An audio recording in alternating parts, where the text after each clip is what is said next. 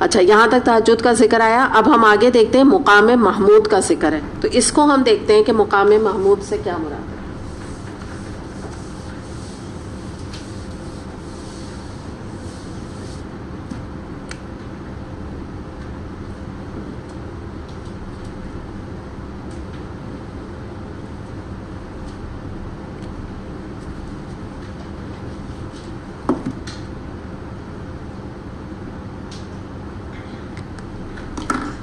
اچھا مقام محمود جو ہے، ایک تو اس میں آپ یہ یاد رکھیے گا کہ نبی کریم صلی اللہ علیہ وسلم کے کچھ نام جیسے آتے ہیں نا، تو ان میں مثال کے طور پہ آپ کا نام جو ہے وہ محمد صلی اللہ علیہ وسلم ہے. محمود سے ہی یہ تمام نام نکلے ہیں، میں جن کے ابھی آپ کو معنی بتا رہی ہوں. محمد سے مراد یہ ہے کہ وہ شخص جس کی بہت زیادہ تعریف کی گئی ہو، یہ آپ کے نام کا مطلب ہے. پھر آپ کو پتہ ہے کہ آپ صلی اللہ علیہ وسلم کا ایک نام احمد بھی آتا ہے. احمد سے مراد ہے بہت زیادہ تعریف کرنے والا، یعنی کس کی؟ اللہ تعالیٰ کی، حمد کرنے والا.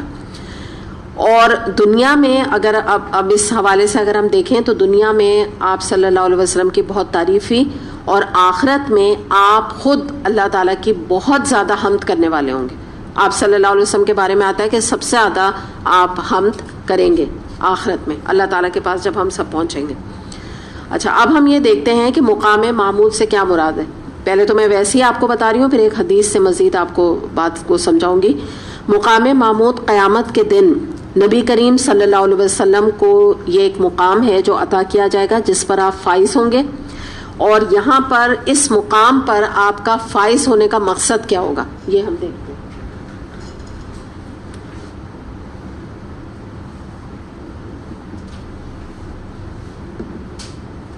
ٹھیک ہے، شفاعت آپ کریں گے جو اپنے امتیوں کی اور لوگوں کی. تو یہ وہ دن ہوگا مقام محمود، یعنی آپ کو عطا ہوگا. اور کام آپ کا کیا ہوگا؟ کیوں آپ کو اتنا اعلیٰ مقام دیا جائے گا؟ تاکہ آپ شفاعت کر سکیں. اب یہاں پہ میں آپ کے سامنے ایک حدیث رکھتی ہوں. ابن عمر رضی اللہ عنہ سے روایت کرتے ہیں کہ قیامت کے دن لوگ اپنے گھٹنوں کے بل پڑے ہوئے ہوں گے. ٹھیک ہے، اب یہ ایک کیفیت ہوگی. ظاہر قیامت میں بہت ساری سٹیجز ہیں، بہت ساری حدیث آپ کو مختلف ملیں گی. اب یہ اس کا جواب کوئی نہیں دے سکتا، واللہ عالم وہ کیوں ہوں گے گھٹنوں کے بل. آپ سمجھتے ہیں نا، بچے چلتے ہیں نا جیسے گھٹنوں کے بل. اور ہر امت اپنی نبی کے پیچھے چلے گی، اور لوگ کہیں گے کہ اے فلاں اللہ سے ہماری شفاعت کیجئے، حتیٰ کہ شفاعت کا حق نبی کریم صلی اللہ علیہ وسلم کو دے دیا جائے گا. اور وہی دن ہوگا جب نبی کریم صلی اللہ علیہ وسلم کو مقام محمود پر فائز کیا جائے گا. اس سے بخاری نے روایت کیا. یعنی جو امتی ہیں جب وہ اپنے انبیاء، اپنے لیڈرز سمجھے ان کے چل رہے ہوں گے نا، تو وہ کہیں گے آپ ہماری شفاعت کریں، تو وہ خاموشی اختیار کریں گے. اتنے میں جو ہے اللہ تعالیٰ جو ہے یہ مقام نبی کریم صلی اللہ علیہ وسلم کو دیں گے، مقام محمود. اور آپ سے فرمائیں گے کہ آپ آگے بڑھ کے اب شفاعت کیجئے، جس کی یعنی اللہ تعالیٰ. پھر کیا آتا ہے قرآن میں شفاعت کا رول؟ ہمیں کیا پتہ چلتا ہے کہ جس کے لیے اللہ تعالیٰ اذن دیں، اجازت دیں، جس کے لیے اللہ تعالیٰ پسند کریں، جس کے لیے اللہ تعالیٰ اوکے کریں، ان کی شفاعت نبی کریم صلی اللہ علیہ وسلم کریں گے. ایک اور حدیث سے ہمیں پتہ چلتا ہے کہ نبی کریم صلی اللہ علیہ وسلم نے فرمایا کہ قیامت کے دن میرے ہاتھ میں حمد کا جھنڈا ہوگا. یعنی مراد کیا ہے کہ سب سے زیادہ نبی کریم صلی اللہ علیہ وسلم اللہ تعالیٰ کی حمد کو بیان کریں گے. اچھا اس کے علاوہ ہم یہ دیکھتے ہیں کہ جو مسلمانوں کی جو قوم ہے، یعنی امتی جو ہے نا آپ صلی اللہ علیہ وسلم کو، ان کو قوم حمادون کہا گیا ہے. حمادون سے مراد کیا ہے؟ بہت زیادہ حمد کرنے والے. جس سے کہ آپ اس سے اندازہ لگائیے کہ ہم اپنی نماز کا آغاز سورہ فاتحہ سے کرتے ہیں، جس میں کہ ہم اللہ تعالیٰ کی حمد بیان کرتے ہیں، جو سٹارٹ ہی کس سے ہوتی ہے؟ الحمدللہ رب العالمین. اچھا دوسری بات یہ ہے کہ یہاں ہم تھوڑا سا دیکھ لیتے ہیں کہ نبی کریم صلی اللہ علیہ وسلم کے نام کے حوالے سے جو ہمیں ایک بات یہ پتہ چلتی ہے نا کہ آپ کی دنیا میں بہت زیادہ تعریف ہوئی. اس حوالے سے بھی تھوڑا سا ہم دیکھ لیتے ہیں کہ نبی کریم صلی اللہ علیہ وسلم کی دنیا میں کس طرح تعریف ہوئی. کہ کلمے میں آپ کا نام آتا ہے، لا الہ الا اللہ محمد رسول اللہ. پھر اس کے بعد اذان میں آپ کا نام لیا جاتا ہے. اس کے علاوہ پورے آپ گلوب میں اگر دیکھیں تو کسی نہ کسی وقت میں اذان ہو رہی ہوتی ہے, اور اگر اذان نہیں وہاں ہو رہی ہوتی تو لوگ نماز ادا کر رہے ہوتے ہیں عام طور پہ اپنے گھروں میں بھی. تو گھروں میں بھی آپ کو پتہ ہے ہم جب نماز ادا کرتے ہیں تو اس میں ہم کیا پڑھتے ہیں؟ درود. اس میں نبی کریم صلی اللہ علیہ وسلم سے سلامتی بھیجی جا رہی ہوتی ہے. اس کے علاوہ نان مسلمز میں بہت سارے نان مسلم ہیں جنہوں نے نبی کریم صلی اللہ علیہ وسلم کی بڑائی کا اعتراف کیا, جن میں مائیکل ہارٹ کے بارے میں آتا ہے کہ اس نے ایک کتاب میں 100 انفلوئنشل شخصیات کا ذکر لکھا ہے کہ جنہوں نے کہ ہسٹری پہ بہت زیادہ امپیکٹ اور انفلوئنس ڈالا. تو اس میں اس نے اس پوری لسٹ میں نبی کریم صلی اللہ علیہ وسلم کو نمبر 1 رکھا ہے اور عیسیٰ علیہ السلام کو 3rd نمبر پہ رکھا ہے. یہ عجیب سی بات ہے, جبکہ یہ مائیکل ہارٹ مسلمان نہیں ہے, نہ ہوا یہ مسلمان. اور اس کے علاوہ ہمیں یہ بھی پھر مزید پتہ چلتا ہے کہ مزید آپ کی تعریف کیا ہے کہ آخرت میں آپ کو یہ مقام شفاعت یا مقام محمود عطا ہوگا. پھر اس کے بعد ہم دیکھتے ہیں کہ ایک دعا آتی ہے, یہ نماز کے بعد جو پڑھی جاتی ہے, بخاری میں اس کا ذکر آتا ہے, اللہم ھذہ دعوت التامہ والصلاۃ القائمہ آتی محمد الوسیلۃ والفضیلہ وابعثہ مقاما محمودا الذی وعدتہ. اس کے بارے میں یہ آتا ہے کہ نبی کریم صلی اللہ علیہ وسلم نے فرمایا کہ جو شخص اذان سننے کے بعد یہ دعا پڑھے گا تو اس کو قیامت کے دن میری شفاعت نصیب ہوگی. اسے بخاری نے روایت کی ہے. تو یہ وہ دعا ہے جو کہ ہر اذان کے بعد ریکمینڈڈ ہے کہ پڑھنا چاہیے. اور یہاں پر اب ہم دیکھتے ہیں کہ اسی میں جو میں نے ابھی آپ کے سامنے یہ دعا پڑھی ہے, اس میں 2 ٹرمنالوجی آ رہی ہیں, الوسیلہ اور الفضیلہ.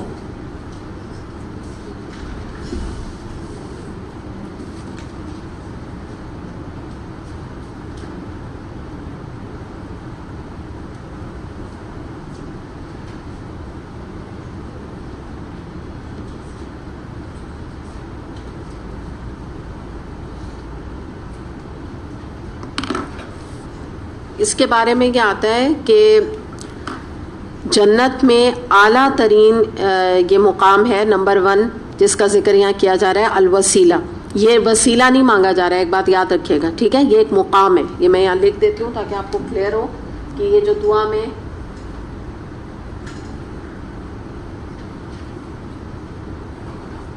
یہ نمبر 1 ایک یہ بھی مقام ہے اور یہ بھی مقام ہے اور یہ بھی ہاں فضیلت نہیں ہے یہ, ٹھیک ہے؟ اور یہ مطلب یہ تو الگ ہے نا, اس کا تو ہم الگ بات کر رہے ہیں, یہ الگ مقام ہے. باقی یہ 2 مقام اور ہیں جو آپ صلی اللہ علیہ وسلم کو عطا کیے جائیں گے. اب ان کی دیکھیے حیثیت کیا ہے, کیا معاملہ ہے, یہ تینوں کیا ہیں, کیا مطلب کون سے مقام ہوں گے تو کوئی نہیں جانتا نا. شفاعت نصیب ہوگی نبی کریم صلی اللہ علیہ وسلم کی. کہ آپ لوگوں نے ٹی وی میں بھی اذان کے بعد دیکھا ہوگا. اچھا ایک یاد رکھیے گا, اس کے بعد آتا ہے انکا لا تخلف المیعاد. یہ جو جملہ میں نے پڑھا ہے جو ٹی وی پہ دکھاتے ہیں, بات یاد رکھیے گا, یہ سنت سے ثابت نہیں ہے. یہ رواجی قسم کے یہاں پر لوگوں نے خود سے اس کو ایڈ کر دیا, بس یہاں تک ہے. وعدتہ میں نے اسی لیے بخاری کا ریفرنس بھی آپ کو دے دیا, بخاری کے حدیث میں چیک کر سکتے ہیں, بس اتنا آتا ہے. تو اب یہاں پر ہمیں پتہ چلتا ہے جو مفسرین نے اس کے بارے میں ڈیٹیل بتائی ہے وہ نمبر 1 یہ بتایا ہے. پہلے ہم بات کر رہے ہیں الوسیلہ کی. وسیلہ یہاں پہ کوئی بنایا نہیں گیا ہے, یا کچھ لوگ یہ کہتے ہیں کہ آپ صلی اللہ علیہ وسلم کے وسیلے سے دعا کرو تو قبول ہوگی, یہ مراد ہے. یہ ایک مقام ہے اور اس کو کہتے ہیں کہ یہ جنت کا اعلیٰ ترین مقام ہے جو کہ نبی کریم صلی اللہ علیہ وسلم کو بطور خاص عطا کیا جائے گا اللہ تعالیٰ کی طرف سے. پھر الفضیلہ جو میں نے 2 لکھا ہے, اس کے بارے میں بھی آتا ہے یہ عزت اور تکریم کا اضافی درجہ ہے, اضافی, ٹھیک ہے؟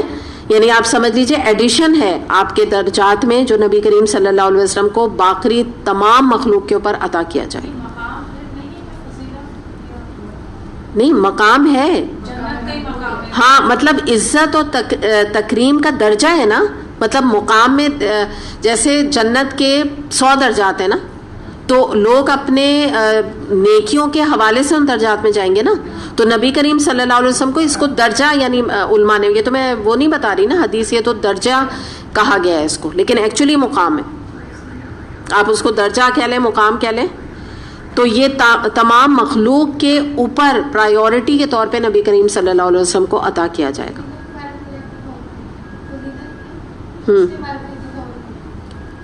عزت و تکریم کا اضافی درجہ جو نبی کریم صلی اللہ علیہ وسلم کو باخری مخلوق کے اوپر عطا کیا جائے گا.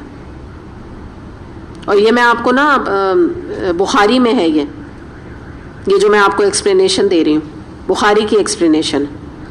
اچھا اب اس میں آپ کنفیوز نہیں ہوگا, آپ درجہ کہہ لیں آپ مقام کہہ لیں, بات تو وہی ہو نا, ٹھیک ہے, یعنی آنر آپ سمجھ لیجئے, ٹھیک ہے, آنر بھی آپ اس کو سمجھ لیں, آنر بھی یہ کہلائے گا. لیکن اب یہ کیا ایگزیکٹلی ہے یہ ہم نہیں جانتے, کیا کس طرح مطلب کوئی اللہ تعالیٰ کس طریقے سے یہ آنر دے گا یہ ہم نہیں سمجھ سکتے اس چیز کو. تو اس کو آپ جو ہے نا درجہ بھی کہہ لیں, آنر بھی کہہ سکتے, اور یہ بھی اس کے لیے استعمال ہوتا ہے, مطلب مختلف تشریحات ہیں اس کی جو علماء نے کی ہیں, تو اس میں سے ہمیں پتہ چلتا ہے کہ یہ مقام بھی یہ کہلائے گا.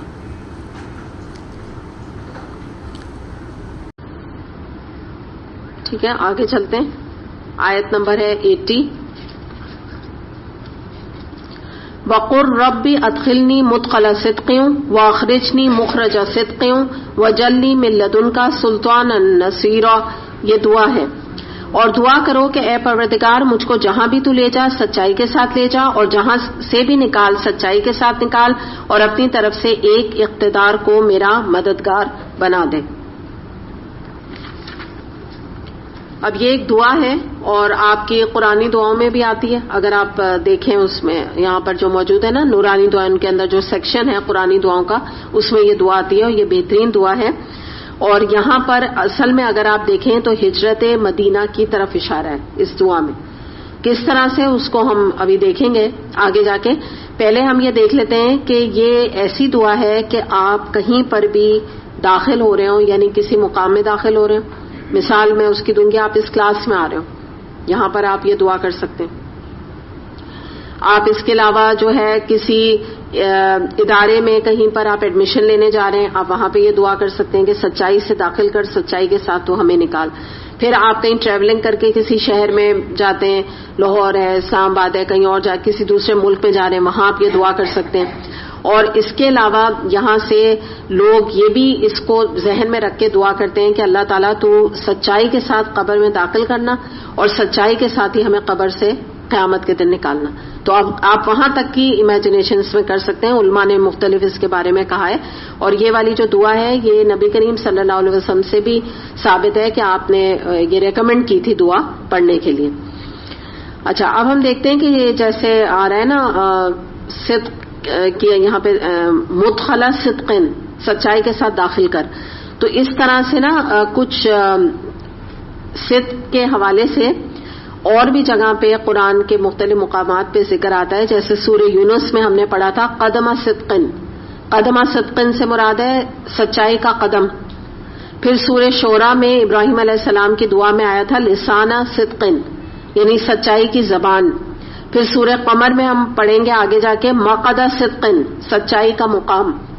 تو پتہ یہ چل رہا ہے کہ یہ جتنی بھی چیزیں یعنی قرآن میں آئی ہیں, مراد کیا ہے کہ ہمارا چلنا, ہمارا نکلنا, ہمارا داخل ہونا, ہمارا بولنا سب کچھ سچائی کے ساتھ ہونا چاہیے. میں نے اسی لیے اس کو کنیکٹ کیا ہے تاکہ آپ یہ سمجھ سکیں کہ صرف یہ جو بات یہاں پر تو ہو رہی ہے نا مدخلہ صدقن اور مخرجہ صدقن, تو داخل کر ہمیں سچائی سے اور نکال ہمیں سچائی سے.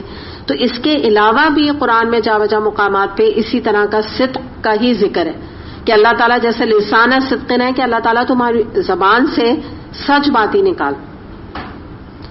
تو بہرحال یہ ایک تو یہ بالکل اس کے لفظی معنی ہم نے دیکھے. اب ہم آگے دیکھتے ہیں کہ مکے میں مخالفتیں جو ہے بہت اپنے عروج کو جب پہنچ گئی تھیں تو نبی کریم صلی اللہ علیہ وسلم نے ہجرت کا پلان بنایا, اور آپ نے ابھی مدینہ پہنچے نہیں تھے اور آپ نے یہ دعا کرنی شروع کر دی کیونکہ آپ کا پلان تھا. یہی میں نے آپ کو بتایا نا کہ کہیں آپ جانے لگے ہوں تب سے آپ یہ دعا کر سکتے ہیں.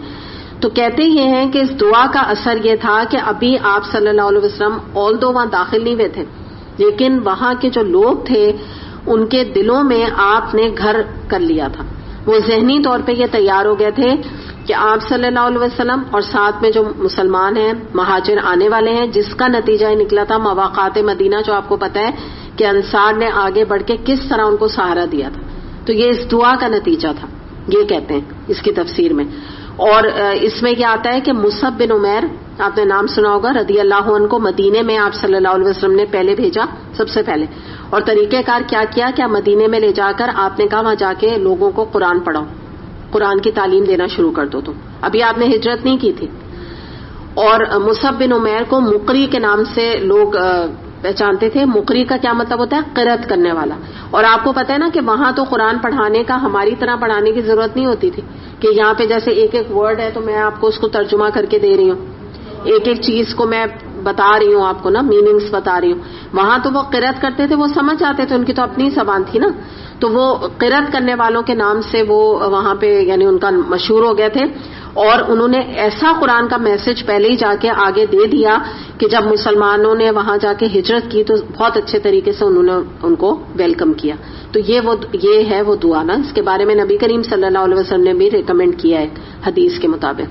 اچھا، اب اس کے بعد ایک اور بات اسی دعا میں آ رہی ہے کہ وجلی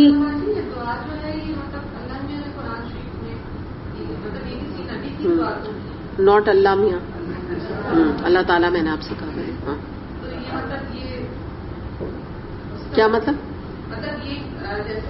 قرآنی دعا ہے نا. ہاں، تو ان میں قرآنی دعا میں جیسے نبی کریم صلی اللہ علیہ وسلم نے ریکمنڈیشن کی ہے نا، جیسے لا الہ الا انت سبحانک انی کنت من الظالمین جو ہے، اس میں نے آپ کو یہ حدیث بتائی تھی نا، وہ ہے قرآن میں آتی ہے.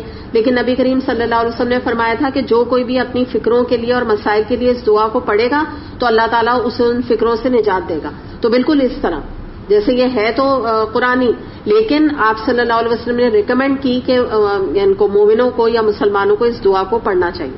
یہ ہے اس طرح سے، ٹھیک ہے. اچھا دیکھیں، جب کوئی غلطی کر دے تو کبھی بھی آپ لوگ ہنسا نہیں کیجیے کسی کی بات پہ، ٹھیک ہے. بی کیئرفل، کیونکہ یہ کہ ہم سب انسان ہیں نا، ہم جب بات کرتے ہیں تو ہو جائے ہماری زبان سے نکل جاتا ہے تو دوسرا انسان پھر کوشچن کرنے میں امبیرس ہوتا ہے نا. مطلب سوال تو ضروری ہے نا انسان کی کنفیوژن دور کرنے کے لیے. اور ہم سب تو ایک ہی ہیں، ہمارے سے کیا ایک دوسرے سے پردہ ہے کہ اگر ہمیں نہیں کسی کو کوئی بات پتا، ٹھیک ہے نا. ہم سب تو بہنیں، دینی بہنیں، ہم سب تو ہم ایک دوسرے کا جتنا خیال ہمیں رکھنا چاہیے تو وہ تو کم ہے نا. مطلب ہم پہ زیادہ ذمہ داری آ جاتی ہے. باہر کا کوئی ہو تو ہم کہیں بھائی چلو اس کو کچھ پتا نہیں، ٹھیک ہے نا. تو وی شوڈ بی کیئرفل اس چیز میں، کیونکہ کوئی چیز کا نہیں پتا ہونا وہ زیادہ برا ہے کہ انسان سوال نہیں کرے نا، دل میں ہی اپنے کنفیوژنس لیے رہے. اچھا، تو اب ہم بات یہاں پہ کیا کر رہے تھے؟ کسی کے بھی سوال سے بالکل. اور ہو سکتا ہے بہت سارے لوگوں کو وہ نہیں آ رہا ہو، ٹھیک ہے نا، بات کنفیوژن ہو.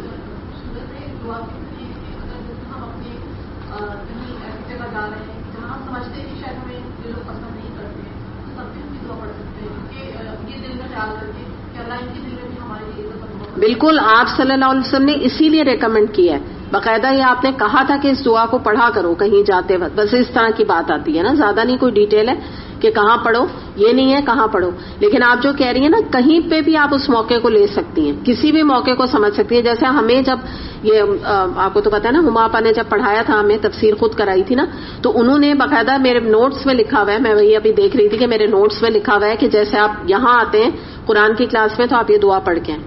تو یہ ہر ایک کا اپنا وہ ہوتا ہے نا. میں نے مطلب میرے پاس نوٹ ہوا ہوا ہے ان کا، انہوں نے اس وقت یہ بتایا تھا.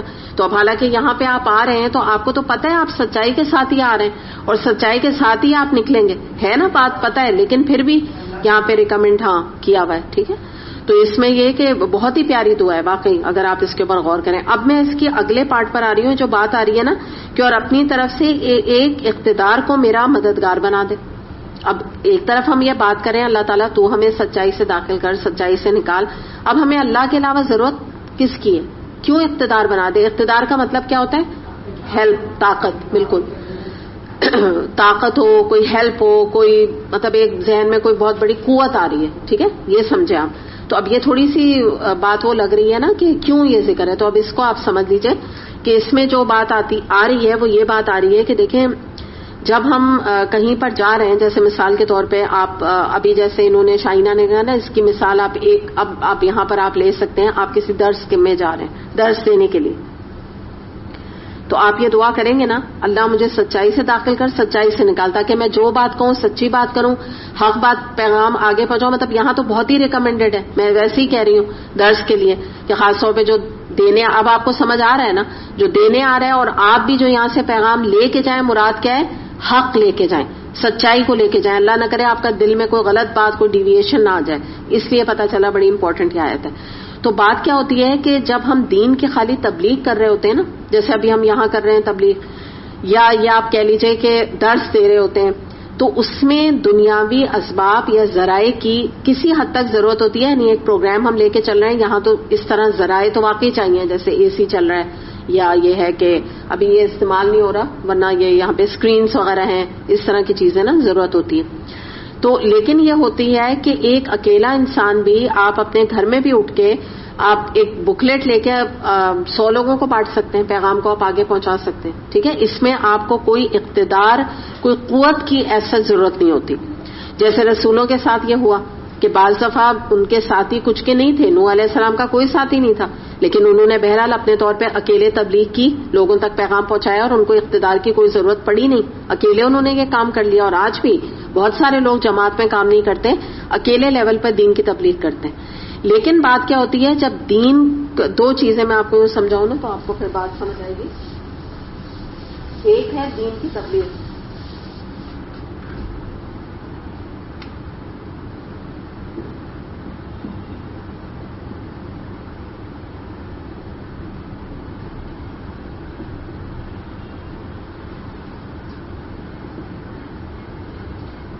یہ بتائیں گے ایک چیز ہے یا الگ الگ چیز ہے؟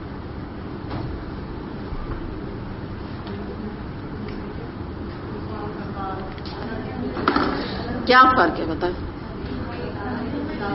نہیں, سب نہیں بولا کریں, ایک بولا کریں. جی,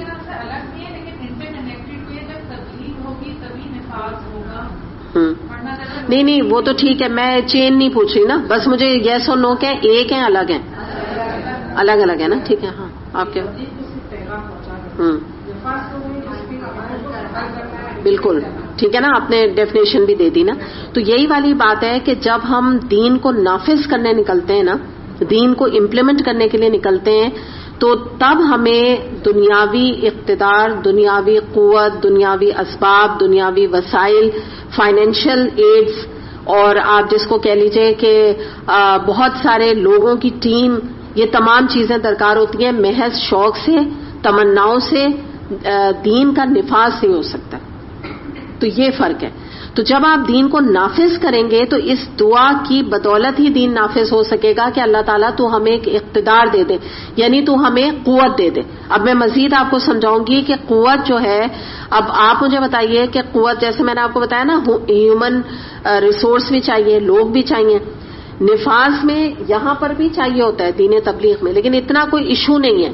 مل بھی گیا تو ٹھیک ہے, ایک آپ ٹیم ورک میں کام کر رہے ہیں, آپ کو ضرورت ہے, مل بھی گیا الحمدللہ, مل ہی جاتا ہے آرام سے. لیکن یہ ہے کہ یہ جو نفاذ والا معاملہ ہوتا ہے نا, اس میں جو معاملہ آ جاتا ہے نا, وہ یہ آ جاتا ہے کہ ایک بڑی امپورٹنٹ چیز اس میں درکار ہوتی ہے, وہ ہوتی ہے حکومتی لیول پر دین کا نافذ کرنا. ٹھیک ہے, یہ جو نفاذ ہے نا, یہ حکومتی لیول پر ہوگا. یہ ہمارے نا خالی ادارے میں, جیسے آپ اور میں یہاں پر بیٹھے ہیں, تو میں اگر آپ اور میں یہاں بیٹھ کے نا بل پاس نہیں کر سکتے کہ سب جو ہے عورتوں کے لیے سر کورنگ کمپلسری ہونی چاہیے, یہ میں اور آپ نہیں کر سکتے, آلدو ہم قرآن کا پیغام آگے پہنچا رہے ہیں. یا میں چاہوں, میرے دل کی خواہش ہے کہ سود ختم ہو جائے جڑ سے کراچی میں یہاں بیٹھ کے ہم سب سائن کر کے بل نہیں پاس کر سکتے, ہماری کوئی اسٹینڈنگ نہیں ہے. ٹھیک ہے, اللہ کیا الگ معاملہ ہے, یہ نہ سمجھیے گا, اللہ کیا الگ معاملہ ہے. جو کچھ بھی آپ صحیح کر رہے ہیں, کوشش کر رہے ہیں, ہم سب مل کے, اللہ تعالیٰ اس کا اجر دے رہا ہے, لیکن ہم کوئی چیز امپلیمنٹ نہیں کر سکتے. تو نفاذ کے لیے جو ہے ہمیں قوتیں چاہیے, اقتدار چاہیے, جو اللہ تعالیٰ یہاں پہ ذکر کر رہے ہیں. اور اس میں میں اب آپ کو تھوڑا ہسٹوریکل بیک گراؤنڈ اس دعا کا بتا دوں کہ آپ ابھی دیکھیں, ہم نے بتایا نا یہ دعا ہجرت کی طرف اشارہ کر رہی ہے. مکے میں دین کیوں نافذ نہیں ہوا اور مدینہ میں جا کے دین نافذ ہو گیا, سب کو پتہ ہے. وجہ کیا تھی کہ مکے کے جو سردار تھے, جو ایلیٹ کلاس سے تعلق رکھتے تھے, انہوں نے دین کو قبول نہیں کیا. انہوں نے دین کے لیے وسائل, دین کے لیے قوت کو کچھ خرچ نہیں کیا, اسی لیے دین نہیں پھیلا, جڑ نہیں پکڑ سکا. کیونکہ انہوں نے جس کو کہتے ہیں نا کوئی پرواہ نہیں کی دین اسلام کی، جتنے ایلیٹ کلاس سے تعلق رکھتے تھے. جب نبی کریم صلی اللہ علیہ وسلم ان کو بیٹھ کے درس دینے کی کوشش کرتے تھے، وہ کہتے تھے یہ غریب لوگ، ان لوگوں میں ہم آ کے بیٹھیں گے. یعنی عام جو وہاں پہ مسلمان ہوتے تھے نا یا صحابہ کرام ہوتے تھے، تو کہتے تھے یہ غریب لوگ، ان لوگوں میں آ کے ہم دین کا پیغام سنیں گے، ہمارے لیے تو کوئی الگ کوئی جگہ ہونی چاہیے. تو اس کا شکار ہو کے، ایروگنس کا شکار ہو کے، ضد کا شکار ہو کے انہوں نے نہ دین کے لیے کبھی کوئی کام کیا، نہ کوئی انہوں نے کوئی سپورٹو بنے نبی کریم صلی اللہ علیہ وسلم کے. مدینے میں کیا ہوا کہ 2 قبائل تھے، اوس اور خزرج، آپ نے نام بہت سنا ہوگا. ان کے سردار تھے، ایک کا سردار تھے سعد بن معاذ اور خزرج کے سردار تھے سامد بن عبیدہ، یہ 2 نام آتے ہیں. انہوں نے کیا کیا کہ نبی کریم صلی اللہ علیہ وسلم جیسے ہی مدینہ پہنچے تو سب سے پہلے تو انہوں نے اسلام قبول کر لیا. میں نے آپ کو بتایا نا کہ جیسے پہلے سے بھی جو ہے انہوں نے ورکنگ نبی کریم صلی اللہ علیہ وسلم نے شروع کر دی تھی. تو اس کے بعد کیا ہوا کہ یہ دونوں کے جو قبیلے تھے یہ بڑے اسٹرانگ تھے، بہت پار تھی ان کے پاس. تو یہ اپنے قبیلوں کے پاس گئے اور ان کو ریکمینڈ کیا کہ آپ لوگ اسلام قبول کریں، قرآن کی دعوت آگے پہنچائی. اچھا، اس وقت کا رواج یہ تھا عرب کلچر میں کہ سردار جو حکم دے دیتا اپنے قبیلے کو، اس کو وہ ایکسپٹ کرنا ہوتا تھا، پورا قبیلہ مسلمان ہو جاتا. تبھی نبی کریم صلی اللہ علیہ وسلم کی جو 1 آدھ نکاح ہوئے ہیں، آپ نے صرف اور صرف اس لیے صفیہ رضی اللہ عنہا سے خاص طور پہ اس لیے کیا تھا کہ جوئش کمیونٹی جو ہے وہ پوری کی پوری جو ابو سفیان سمیت جو سردار تھا، اور بعد میں تو مطلب ان کا نام اس میں آتا ہے نا کہ انہوں نے اسلام قبول کیا، ساتھ میں پورے قبیلے نے قبول کر لیا، یہ رول تھا وہاں کا. تو اس طرح سے یہ فرق پڑا کہ جب یعنی ہمیں جو بات سامنے آئی وہ یہ آئی ہے کہ جب پیسے والے، عقل والے اور اپنا ریسورس لگانے والے، پوزیشن لگانے والے، اقتدار کو آگے دین کے لیے لگانے والے جب لوگ دین کو اٹھاتے ہیں تو دین بہت اچھے طریقے سے نافذ ہو جاتا ہے. تو دونوں دعائیں یہاں پر کی گئی. سچائی کی دعا کافی ہے ہمارے لیے جب ایک درس کے لیے ہم کہیں جا رہے ہیں، لیکن جب ہمیں دین کا نفاذ کرنا ہے حکومتی لیول پر تو ہمیں اقتدار چاہیے ہے. تو انسان اپنے لیے بھی، اپنے ملک کے لیے، اپنے شہر کے لیے مضبوط وسائل مانگے. اور یہ وسائل آپ کس لیے مانگ رہے ہیں؟ صرف امیروں کے نہیں، آپ کو کیا کیا چیزیں مانگنی ہے کہ حکومتی لیول پر دین نافذ ہو جائے. اللہ تعالیٰ تو ہمارے حکومت کے جو منسٹرز ہیں، پرائم منسٹر ہیں، پریزیڈنٹ، اللہ تعالیٰ ان کو تقویٰ نصیب کر دے، اللہ تعالیٰ تو ان کو ہدایت دے دے، اللہ تعالیٰ ان کو قرآن پڑھنے کی توفیق دے دے، کیونکہ نظر نہیں آتی نا، یہی کمی دکھتی ہے نا ہمیں. تو اس میں اب میں آپ کو جیسے حسن بصری ہیں اور قتادہ، یہ مفسر قرآن ہیں، انہوں نے اس کے بارے میں فرمایا کہ اس دعا سے مراد یہ ہے، یہ ان کا مطلب سٹیٹمنٹ ہے، انہوں نے کہا کہ اے اللہ تو مجھے ایسا اقتدار عطا کر کہ حکومت کو میرا مددگار بنا دے، تاکہ اس کی طاقت سے میں اس دنیا کے بگاڑ کو، معصیت کے کاموں کو، فحاشی کو اور اس کے سیلاب کو روک سکوں اور تیرے قانون عدل کو جاری کر سکوں. اب کتنی زبردست اس کی ہے نا قتادہ اور حسن بصری، اسی سے آپ کو پتہ لگ گیا کہ یہاں کیا مراد ہے. اور بات اب دیکھیے، جو عدل اور قانون کا ذکر کیا گیا اس میں اور بھی کیا آ گیا؟ ہمارے کورٹس آ گئے، عدالت کا نظام بھی آ گیا، جس کو بھی اسلامائز کرنے کی ضرورت ہے. اب یہاں پر میں ایک چھوٹی سی مثال آپ کو دوں گی، آلدو کوئی مجھے یہ نہ سمجھے گا میں کسی بھی پارٹی کی کوئی پرو بات کر رہی ہوں نا، ان کی طرف سے بول رہی ہوں. لیکن ابھی جو ریسنٹلی مجھے پتا چلا، پیپر وغیرہ میں پچھلے دنوں میں نے پڑھا، تو مجھے یہ پتا چلا ہے کہ جو پشاور کے اسکولز ہیں تو وہاں پہ قرآن پاک کی تفسیر کو کلاس 1 سے کمپلسری کر دیا گیا، ان کے لیول تک ٹل میٹرک یا واٹ ایور جو بھی اے لیولز وہ کر رہے ہیں. تو یہ معمولی بات ہے، لیکن یہ کیسے بھی ہے؟ حکومتی لیول پر کسی نے کام کیا تو ہوئی نا، بہت بڑا کارنامہ ہے. اچھا میں نا وہ میرے منہ سے نکلتا نہیں پشاور کا جو نیا نام، بس آپ لوگ کہہ لیں، ٹھیک ہے؟ کیا کہہ دو؟ کے پی. اچھا چلیں، یہ صحیح، کے پی. تو اب یہ جو بھی ہے نا وہاں انہوں نے یہ کام کیا ہے، میں کہتی ہوں کہ اتنا بڑا یعنی انہوں نے یہ اسٹیبلش کر کے کام کیا. میں نے وہی بتا دیا، میں کسی پارٹی کے اس میں نہیں ہوں، لیکن جو بھی کام کر رہا ہے اس کو یہ کریڈٹ جائے گا، چاہے اس کے خود کے کوئی آپ کو رویے سے بات جیسی بھی لگ رہی ہو. لیکن یہ ایک ایسا کام ہے کہ اس انسان نے جو بھی ان میں شامل ہے، جتنے انسان شامل ہیں، انہوں نے اپنی آخرت جو ہے نا وہ آخری تک اپنے لیے صدقہ جاریہ بنا لیا ہے، معمولی کام نہیں. سیکنڈلی جو مجھے بات پتہ چلی ہے کہ جہیز کی پابندی، میں نے پچھلے دنوں بھی آپ کو بتایا تھا کہ اس کے اوپر آپ پڑھیے گا پیپر میں، کافی لمبا، میں نے تو بہت لمبا آرٹیکل اس کو سیو بھی کیا تھا اس کو، کہ انہوں نے یہ کہا ہے کہ اگر کوئی لڑکی والے جہیز کے لیے لڑکی والوں کے پاس آ کے لڑکے والے جہیز کا مطالبہ کریں گے تو 3 لاکھ ان کے اوپر فائن لگے گا. اور انہوں نے کہا ہے کہ لڑکی کی رخصتی بس اس کے انہی کپڑوں میں رخصتی ہوگی, کوئی کھانا, کوئی چائے پانی, کچھ بھی لڑکی والوں کی ذمہ داری نہیں. یہ بائی رول انہوں نے نافذ کیا ہے. یہ معمولی بات ہے؟ اسی صوبے میں یہ ہو گیا ہے دونوں چیزیں. لیکن آپ یہ دیکھ لیجئے کہ کوئی اس کو دکھا نہیں رہے میڈیا پہ. دنیا کی بوگس ترین قسم کی خبریں کہ بعض دفعہ آپ سر پکڑیں گے کیا 2 گائے کرنٹ لگ کے مر گئی, آتا ہے نا اس طرح کا ایڈیوٹک قسم کی خبریں, یہ سب دے رہے ہیں. لیکن جو اتنا بڑا کام ہوا ہے ہمارے پاکستان میں اس کا ذکر نہیں کیا جا رہا. مطلب میرے لیے تو اس سے بڑھ کے خوشی کوئی نہیں تھی.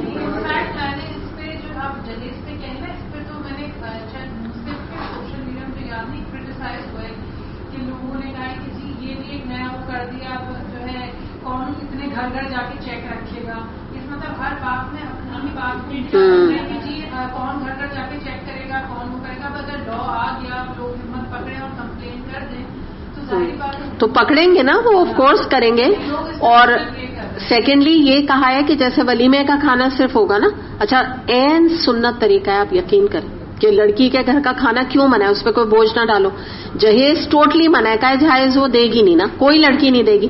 اچھا جب یونیفارمٹی ہو جائے تو ہم سب بھی یہاں بیٹھے ہیں, ہم تو چلو ہم قرآن پڑھ رہے ہیں نا, باہر کے بھی جو لوگ ہیں وہ کون کس کو شوق ہے اتنا بھر بھر کے دینا, سب کوآپریٹ کر. خیر میں یہ نہیں کہہ رہی, بہت سارے لوگ آپ کو ملیں گے وہ نہیں بھی کریں گے جیسے بینا بتا رہی ہیں, لیکن بہرحال جو لوگ بےچارے پیسوں سے مجبور ہیں اور دیکھا دیکھی لوگوں کے کام کر رہے ہیں تو بڑے لوگوں کو سکون بھی اس سے ملے گا. اچھا انہوں نے کہا کہ ولیمے کے کھانا اور جو لڑکا جو کچھ بھی خرچہ کر رہا ہے اب ولیمے میں اور واٹ ایور جو بھی بیوی کے اوپر کرے گا نا, کمرہ ومرہ یہ ساری چیزیں سب کچھ ملا کے انہوں نے کہا 75,000 سے خرچہ زیادہ نہیں ہونا چاہیے. اب اس سے آپ سمجھے کہ کیا مراد ہوئی, کھانا کتنے کم لوگوں کا کھانا ہوگا اور کتنا سادگی سے کھانا ہوگا, 75,000 سے کم نہیں ہو. یہ سب کچھ جو ہے رول بن چکا ہے وہاں پہ. تو اب بالکل, اور آپ یہ دیکھیں کہ انہوں نے باقاعدہ جو جیسے یہ کہہ رہی ہیں نا ان کی کمپلین ہو تو وہ پکڑے جائیں گے. انہوں نے کہہ دیا ہے کہ 3 لاکھ جرمانہ ہے اگر کسی کو یہ پتا چل گیا کہ لڑکے والوں نے جہیز مانگا ہے. تو اب آپ دیکھیں اگر کوئی خود لوگ شرافت نہیں قبول کر رہے تو کوئی تو سورس ہونی چاہیے نا کہ جو ان کو مجبور کرے. کوئی نہیں ہائی لائٹ کر رہا ہے. اور ویسے بھی آج کل تو آپ کو پتا ہے نا الیکشن کا ماحول اور یہ ساری بھی چیزیں ہیں نا, لیکن بہرحال اس چیز سے تو جو میں امپریس ہوئی ہوں. تھرڈلی میں نے ابھی, اور یہ تو میں نے پیپر میں دونوں چیزیں پڑھی ہیں. تھرڈلی ابھی ریسنٹلی میں نے دیکھا, مجھے دیکھا بھی تھا, میں نے اس کی پکچرز بھی دیکھی ہیں باقاعدہ, کہ وہاں پہ یہیں پر پشاور میں جو ہاسپٹل ہیں, جو گورنمنٹ ہاسپٹل ہیں, انہوں نے جو اس کو بنایا ہوا ہے, جو تصویریں میں نے دیکھی تھی, آپ یقین کریں یہاں کے پرائیویٹ اور مہنگے سے مہنگے ہاسپٹل بھی, جو آپ بڑے بڑے ہاسپٹلوں کا نام لیتے ہیں نا, ایسا فرنیچر اور ایسا پرومپٹ سسٹم آپ کو نظر نہیں آئے گا. آپ امیزڈ ہو جائیں گے. جو ایون بینچز بنی ہوئی ہیں لوگوں کے بیٹھنے کی, کہ یقین نہیں آ رہا ہے یہ گورنمنٹ کا ہاسپٹل ہے, یعنی فری ہے وہاں ہر چیز, اور بیسٹ ڈاکٹرز وہاں پہ بیٹھ رہے ہیں, فری علاج کر رہے ہیں. اور سب سے جو بڑی چیز ہوتی ہے کہ آپ انٹر ہونا, یعنی وہ جو آدمی اس کی ڈاکیومنٹری دکھا رہا تھا وہ کہہ رہا تھا میں جب انٹر ہوا ہوں تو مجھے لگ نہیں رہا تھا یہ پاکستان کا کوئی ہاسپٹل ہے, کوئی باہر کا ہاسپٹل لگ رہا تھا. اور جو صاحب تھے وہاں کے ایڈمنسٹریٹر, تو ان کی اتنی لمبی وائٹ کلر کی تو داڑھی تھی, جو وہ بات کر رہے تھے نا, جو بتا رہے تھے, اور فلوئنٹ انگلش بول رہے تھے وہ. اس کے علاوہ اور جو ہے وہ ایک یونیورسٹی جو بن رہی ہے عورتوں اور مردوں اور عورتوں کی جو بھی پڑھنے کے لیے یونی جو ہے باقاعدہ بہت بڑے اسکیل پہ وہ یونیورسٹی قائم ہو رہی ہے.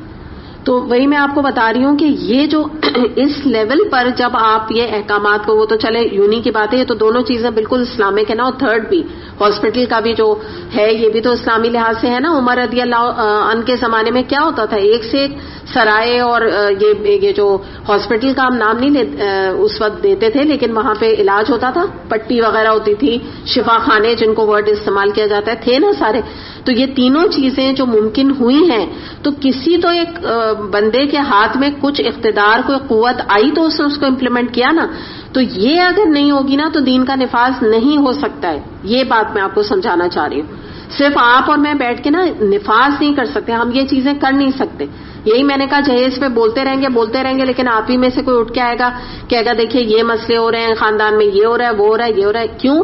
کیونکہ ہمارا ماحول ہی نہیں ہے, عام طور پہ نہیں ماحول ہے نا, کوئی تصور ہے ہی نہیں.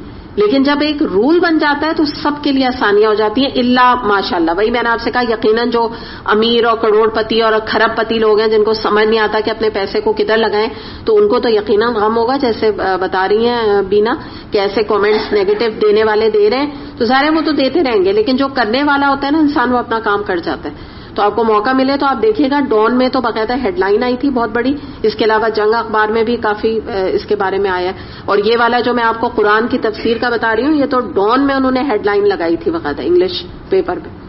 تو یہ اور بھی ڈیٹیلز تھی, میں تو ابھی آپ کو پوری دے نہیں رہی ہوں, لیکن بہرحال بہت بڑا کرنے کا کام ہے. بلکہ جو میں جنگ میں پڑھ رہی تھی تو اس میں ایک جو کالم لکھتے ہیں نا, کافی وہ یعنی دین کی طرف ان کا رجحان ہے نا, تو انہوں نے لکھا تھا کہ اس کا جو ماڈل ہے جو یہ فالو کر رہے ہیں, تو یہ ہمارے انہوں نے ریکمینڈ کیا تھا.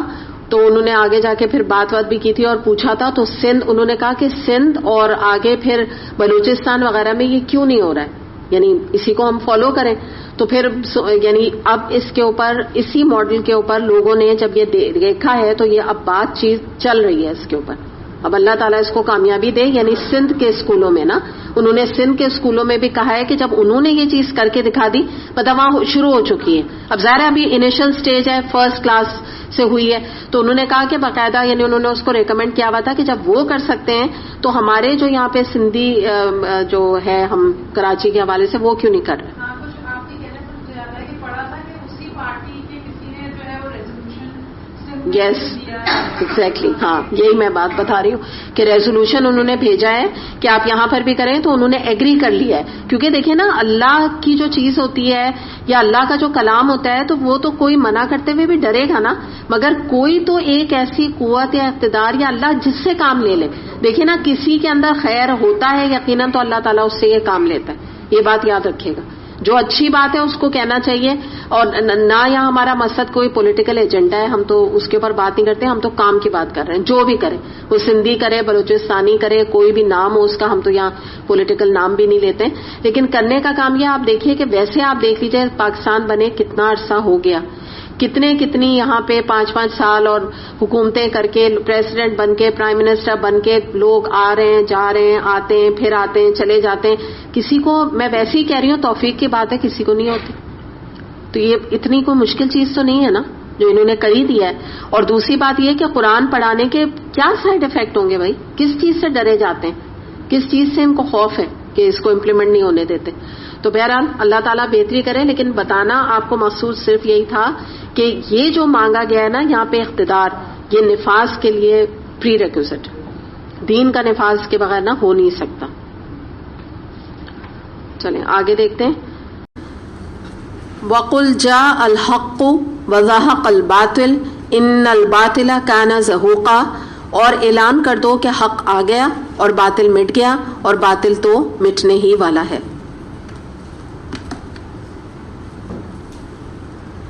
اب دیکھیے یہ جو ذکر کیا جا رہا ہے نا, ایک طرح سے قرآن میں یہ بات آ رہی ہے نا. اب میں آپ کو حدیث کے حوالے سے بتاتی ہوں کہ بالکل یہی والا قرآن کا جو آیت ہے اس کے بارے میں یہ آتا ہے کہ عبداللہ بن مسعود رضی اللہ عنہ سے روایت ہے کہ نبی اکرم صلی اللہ علیہ وسلم فتح مکہ کے موقع پر کعبہ کے اندر جو بت رکھے ہوئے تھے 360, آپ کو پتہ ہے نا, ان کو توڑتے جا رہے تھے اور یہ آیت پڑھتے جا رہے تھے کہ کیا ہے, جاء الحق وزهق الباطل, حق آ گیا اور باطل مٹ گیا, اور باطل تو بے شک مٹنے کے لیے. تو آپ یہ تمام آپ نے بت توڑ دیے تھے اور آیت یہ پڑھتے جا رہے تھے, اور یہ اس کے بارے میں یہ جو اسٹیٹمنٹ آ رہا ہے آپ سمجھیں یہ ہے, یہ بات یہاں پہ کہی جا رہی ہے. اب اس کے تھوڑا سا ہسٹوریکل بیک گراؤنڈ میں آپ کو بتا دیتی ہوں کہ اس واقعے سے پہلے یعنی فتح مکہ سے پہلے کیا معاملات تھے.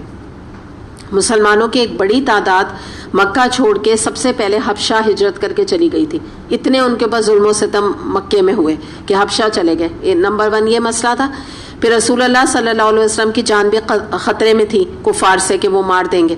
پھر غلبہ حق کے کوئی آثار نظر نہیں آتے تھے ایسے موقع پہ, مگر یہاں پر آپ صلی اللہ علیہ وسلم نے فرمایا کہ اللہ تعالیٰ نے یعنی اس آیت میں فرمایا تھا نبی کریم صلی اللہ علیہ وسلم کے ذریعے سے، پھر انہوں نے آگے یعنی اس کو امپلیمنٹ کیا کہ تم باطل پرستوں کو حق کی نوید دے دو. یعنی ایک وقت آنے والا ہے جب کہ باطل مٹ جائے گا، جو قرآن میں بات آ رہی ہے نا، میں اس کا تذکرہ کر رہی ہوں.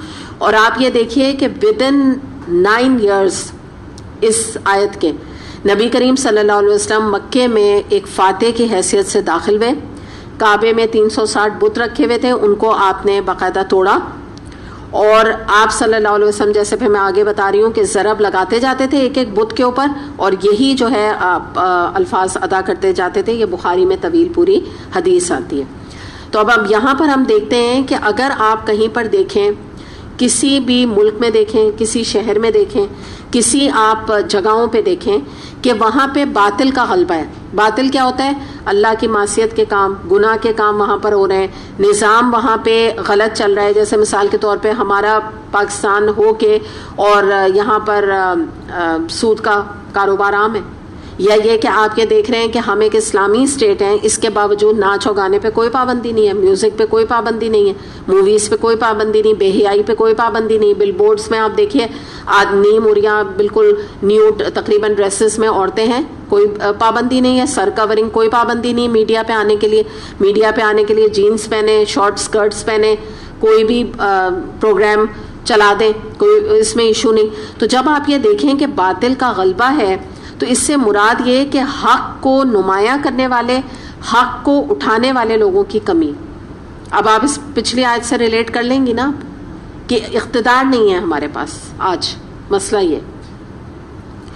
اور اب اس میں یہ ہے کہ دین کے ساتھ، اب یہاں پر میں اس بات کو موقع کروں گی کہ دین کے ساتھ اقتدار والے لوگ چاہیے، ایسے لوگ چاہیے جو کہ حق کو، باطل کو لوگوں کے سامنے واضح کریں اور پھر اللہ کے نظام کو امپلیمنٹ کریں. جس کو ہم کہتے ہیں نا کہ اللہ کی زمین پر اللہ کا حق ہے کہ اس کا نام اور اس کا نفاذ اس کے دین کا ہو، یہ اللہ کا حق بنتا ہے. یہ تو کوئی بات نہیں نا کہ زمین اللہ کی اور نظام چل رہا ہے کافروں کا، یہی حقیقت نہیں ہے. آپ اگر نوٹ کیجئے ہمارے اپنے پاکستان میں سود کا سسٹم ہے، یہ کیا نظام ہے؟ جوئش نظام ہے، یہودیوں کا نظام ہے.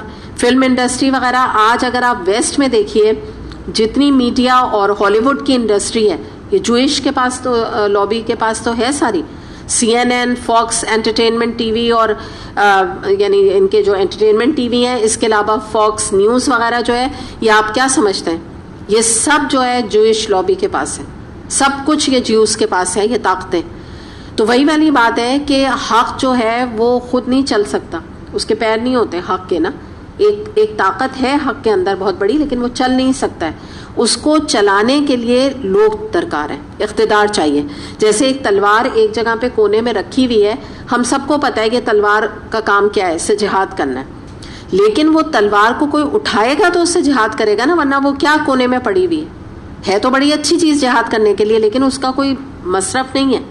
یہی والی چیز ہے کہ آج حق ہمیں پتہ ہے کہ حق یہ ہے، سچائی یہ ہے اور اس کو نافذ ہونا چاہیے، لیکن کوئی اقتدار نہیں، حق کو اٹھانے والے لوگ موجود نہیں ہیں. جس کو کہتے ہیں نا کہ اللہ کے ایسے بندے موجود نہیں ہیں کہ جو ان اللہ تعالیٰ کے اس پیغام کو دنیا میں امپلیمنٹ کریں اور اس کو پھیلائیں. تو اللہ کرے کہ اللہ تعالیٰ ہر لیول پر قرآن کے جو پیغام ہے، اللہ کا پیغام، اس کو نافذ کرنے والا ہمیں بنائے، اور ہم میں سے ایسے لوگ یعنی اٹھائے، مسلمان امت میں سے، پاکستان میں سے، کہ جو کہ اللہ کے پیغام کو، چاہے وہ کورٹ ہو، چاہے وہ اکانومی ہو، چاہے وہ ہمارا سوشل سٹریٹا ہو زندگی کا، چاہے وہ جو جس کو کہتے ہیں کہ ہمارے حکومتی لیول ہو، ہر طرف جو ہے وہ اللہ کا نظام قائم ہو سکے.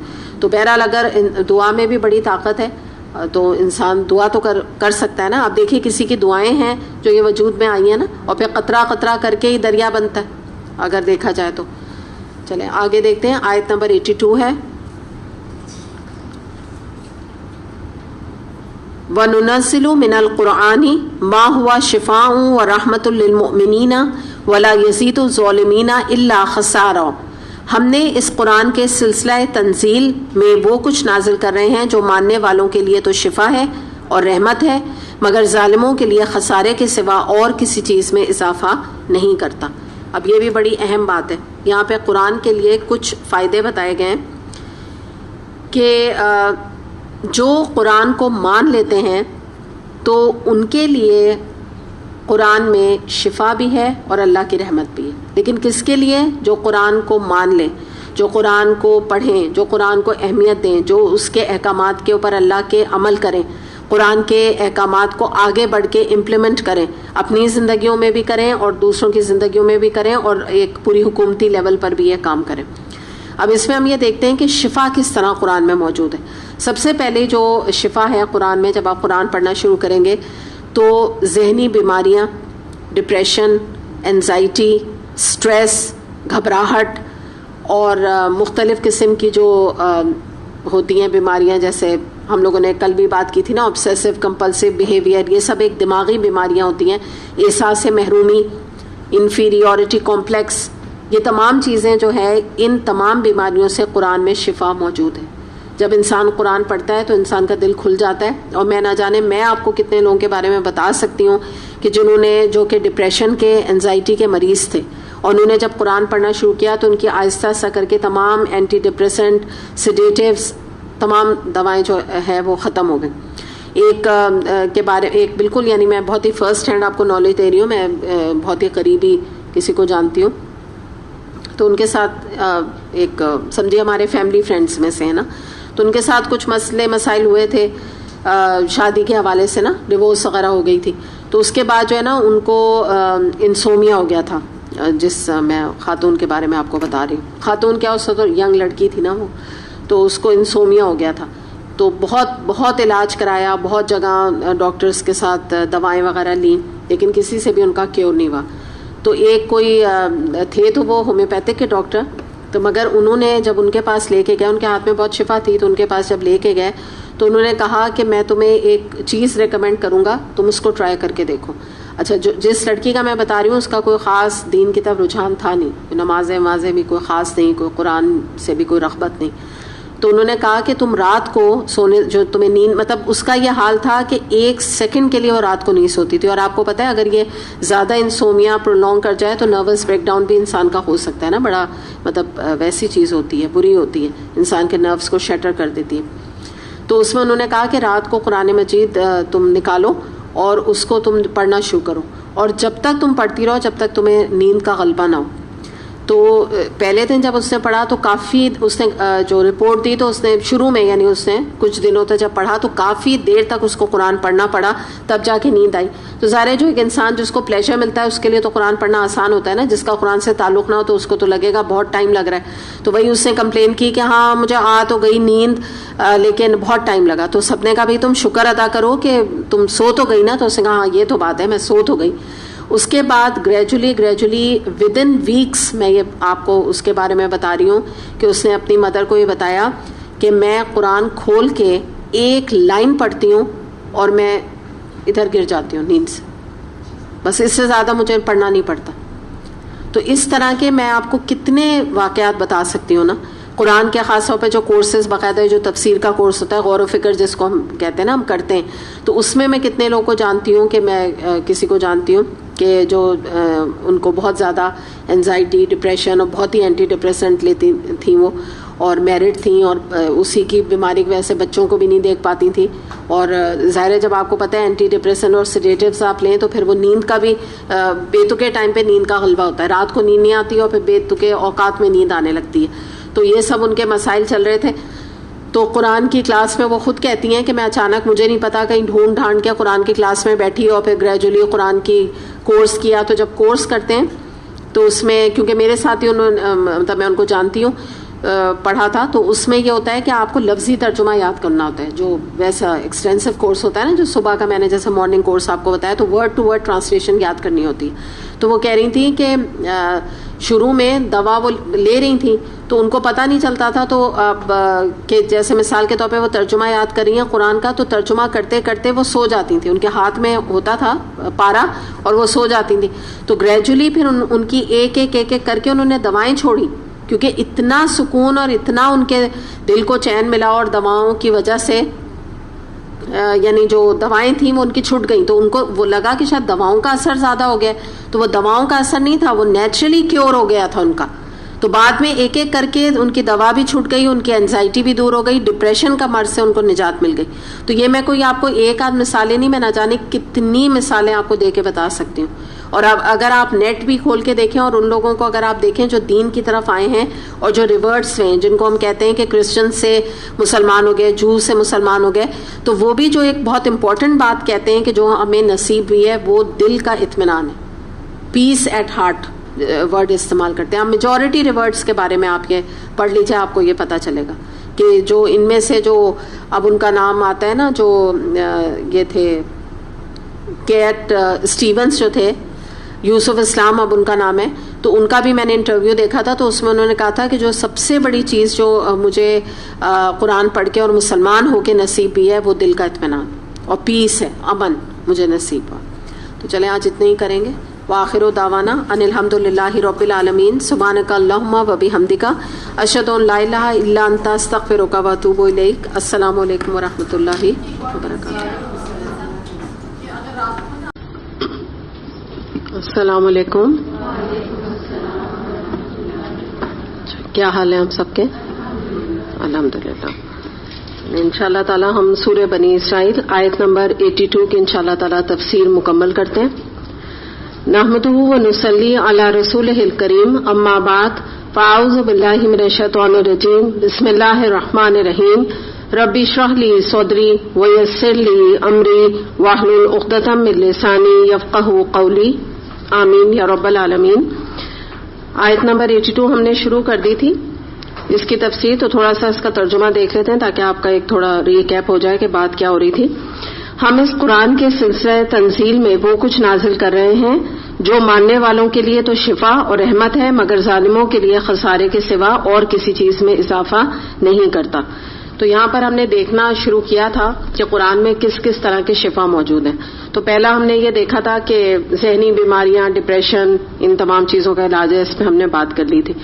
اب سیکنڈ پوائنٹ کے اوپر ہم آتے ہیں کہ مزید جو ہے اس میں اور کون سی بیماریوں سے نجات ہے. مثال کے طور پہ اخلاقی بیماریاں، جو کہ آج کل الحمدللہ ہم تزکیہ کے حوالے سے اس ٹاپک کو کور کر رہے ہیں، بلکہ بہت سارے ٹاپکس اس کے اندر کور ہو رہے ہیں.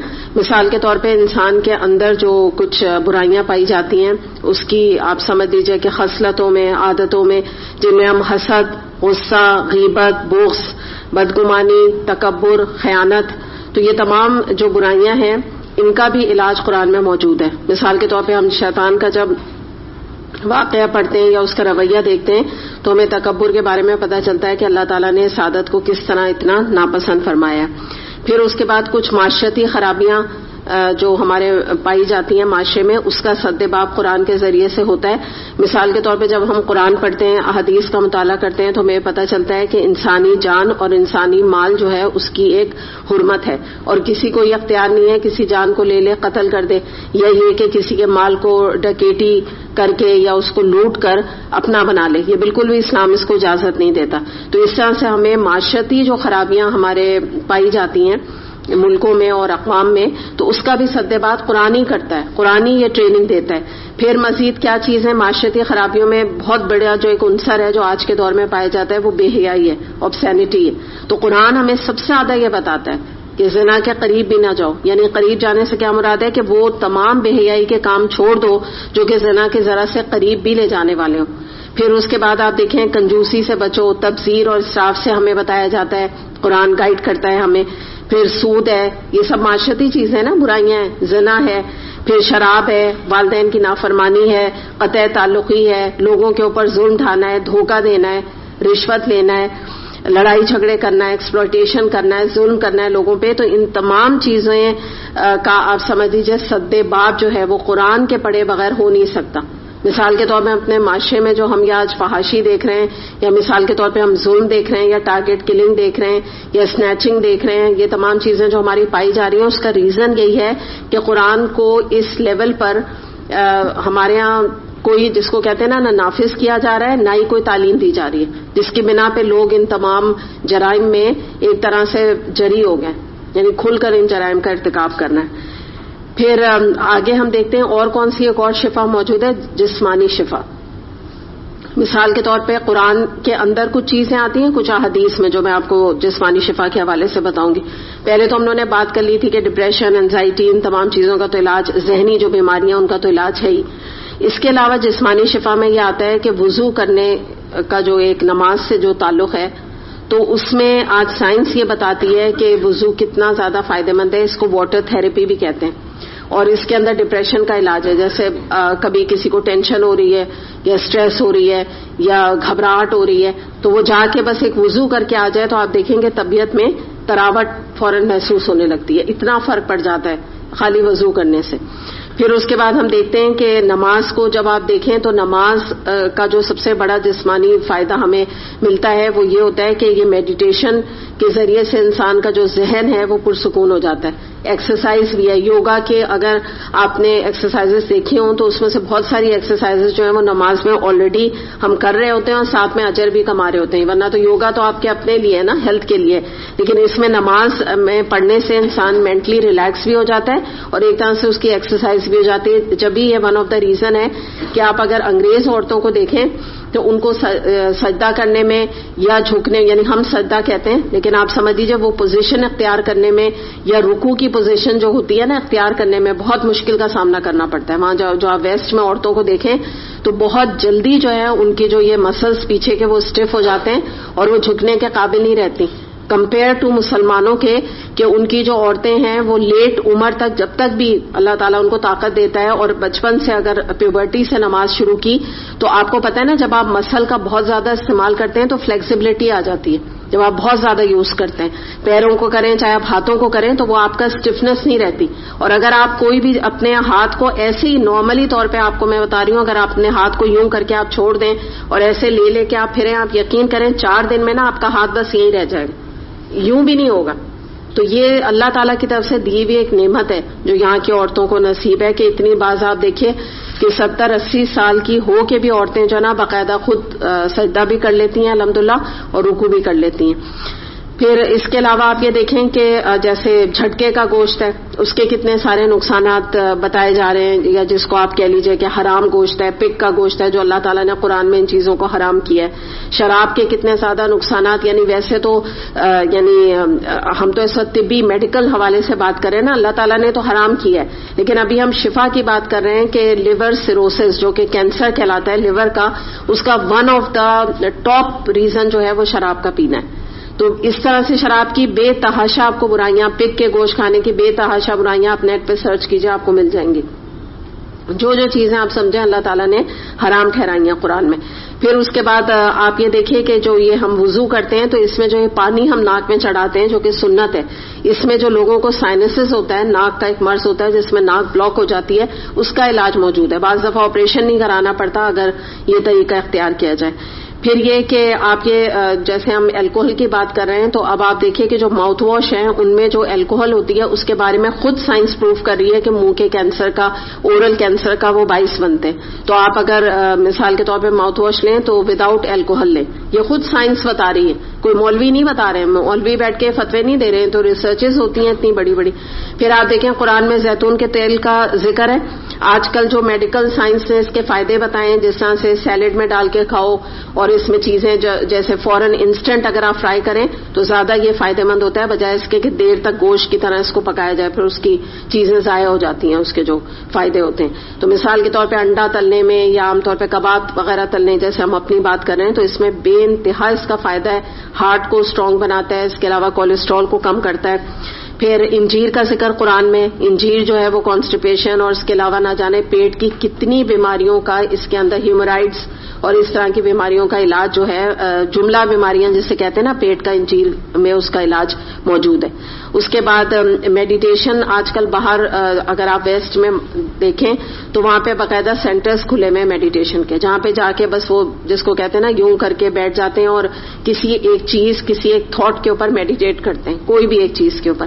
تو اگر آپ اللہ تعالیٰ کا ذکر دیکھیں تو وہ بیسکلی یہی چیز ہے کہ جو اللہ تعالیٰ نے ہمیں اللہ کا ذکر کرنے کا حکم دیا ہے. تو اگر آپ فجر کی نماز کے بعد یا کوئی تہجد کے بعد اگر آپ تھوڑی دیر بیٹھ کے اللہ کا ذکر کریں تو ایگزیکٹلی آپ کو وہی فوائد ملیں گے جو میڈیٹیشن کے لوگ لاکھوں اور ڈالرز اور کتنے پیسے خرچ کر کے حاصل کر رہے ہیں.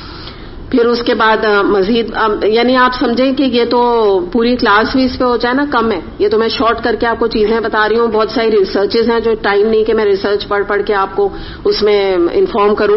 جیسے اب آپ دیکھیے فاسٹنگ ہے, اس کے اتنے فائدے بتائے جا رہے ہیں. پہلے بڑا کہا جاتا تھا مسلمانوں کو پتہ نہیں کیا یہ کیسے روزے رکھتے ہیں, بڑا ان کے اوپر ظلم ہے ان کے ریلیجن میں. اب آپ کو پتہ ہے کہ جو انٹرمیٹنٹ کہلاتی ہے یہ فاسٹنگ, جو کہ شوگر کا علاج ہے, یعنی جن لوگوں کو شوگر کی بیماری ہو جاتی ہے, ڈائبٹیز ہو جاتی ہے, ان کے لیے کہتے ہیں کہ آپ ایک دن چھوڑ کر ایک فاسٹنگ کریں, روزہ رکھیں. تو کہتے ہیں کہ یہ آپ کا جو اندر کا جو پینکریاس ہے وہ کام کرنا شروع ہو جاتا ہے. یعنی اس طرح کے نہ جانے کتنے فوائد ہیں. پیٹ کی بیماریاں, مختلف چیزوں, بلڈ پریشر کا جو ایک علاج ہے, ون آف دا علاج جو ہے وہ بلڈ پریشر کا علاج روزے کے اندر موجود ہے, فاسٹنگ کے اندر موجود ہے. پھر اس کے بعد جو ہے اس میں پاور آف پریئر, میں نے آپ کو پہلے ایک دفعہ بتائی تھی کہ ریڈرز ڈائجسٹ میں اس کے بارے میں ریسرچ آئی تھی. پھر ابھی ریسنٹلی ہارون یحییٰ ہیں, بہت بڑے اسکالر ہیں, اسلامک اسکالر, تو انہوں نے ایک جو میڈیکل نے جو ریسرچ کی ہے تو وہ انہوں نے مینشن کی تھی. انہوں نے بتایا تھا کہ کچھ لوگ جو اللہ تعالیٰ کا ذکر کرتے ہیں یا اللہ تعالیٰ سے ایک لا جس کو ہم کہتے ہیں نا لگا کے رکھتے ہیں, کیونکہ ان کی تو ریسرچز میں انگریز بھی ہوتے ہیں نا, لیکن اللہ کو تو مانتے ہیں نا وہ.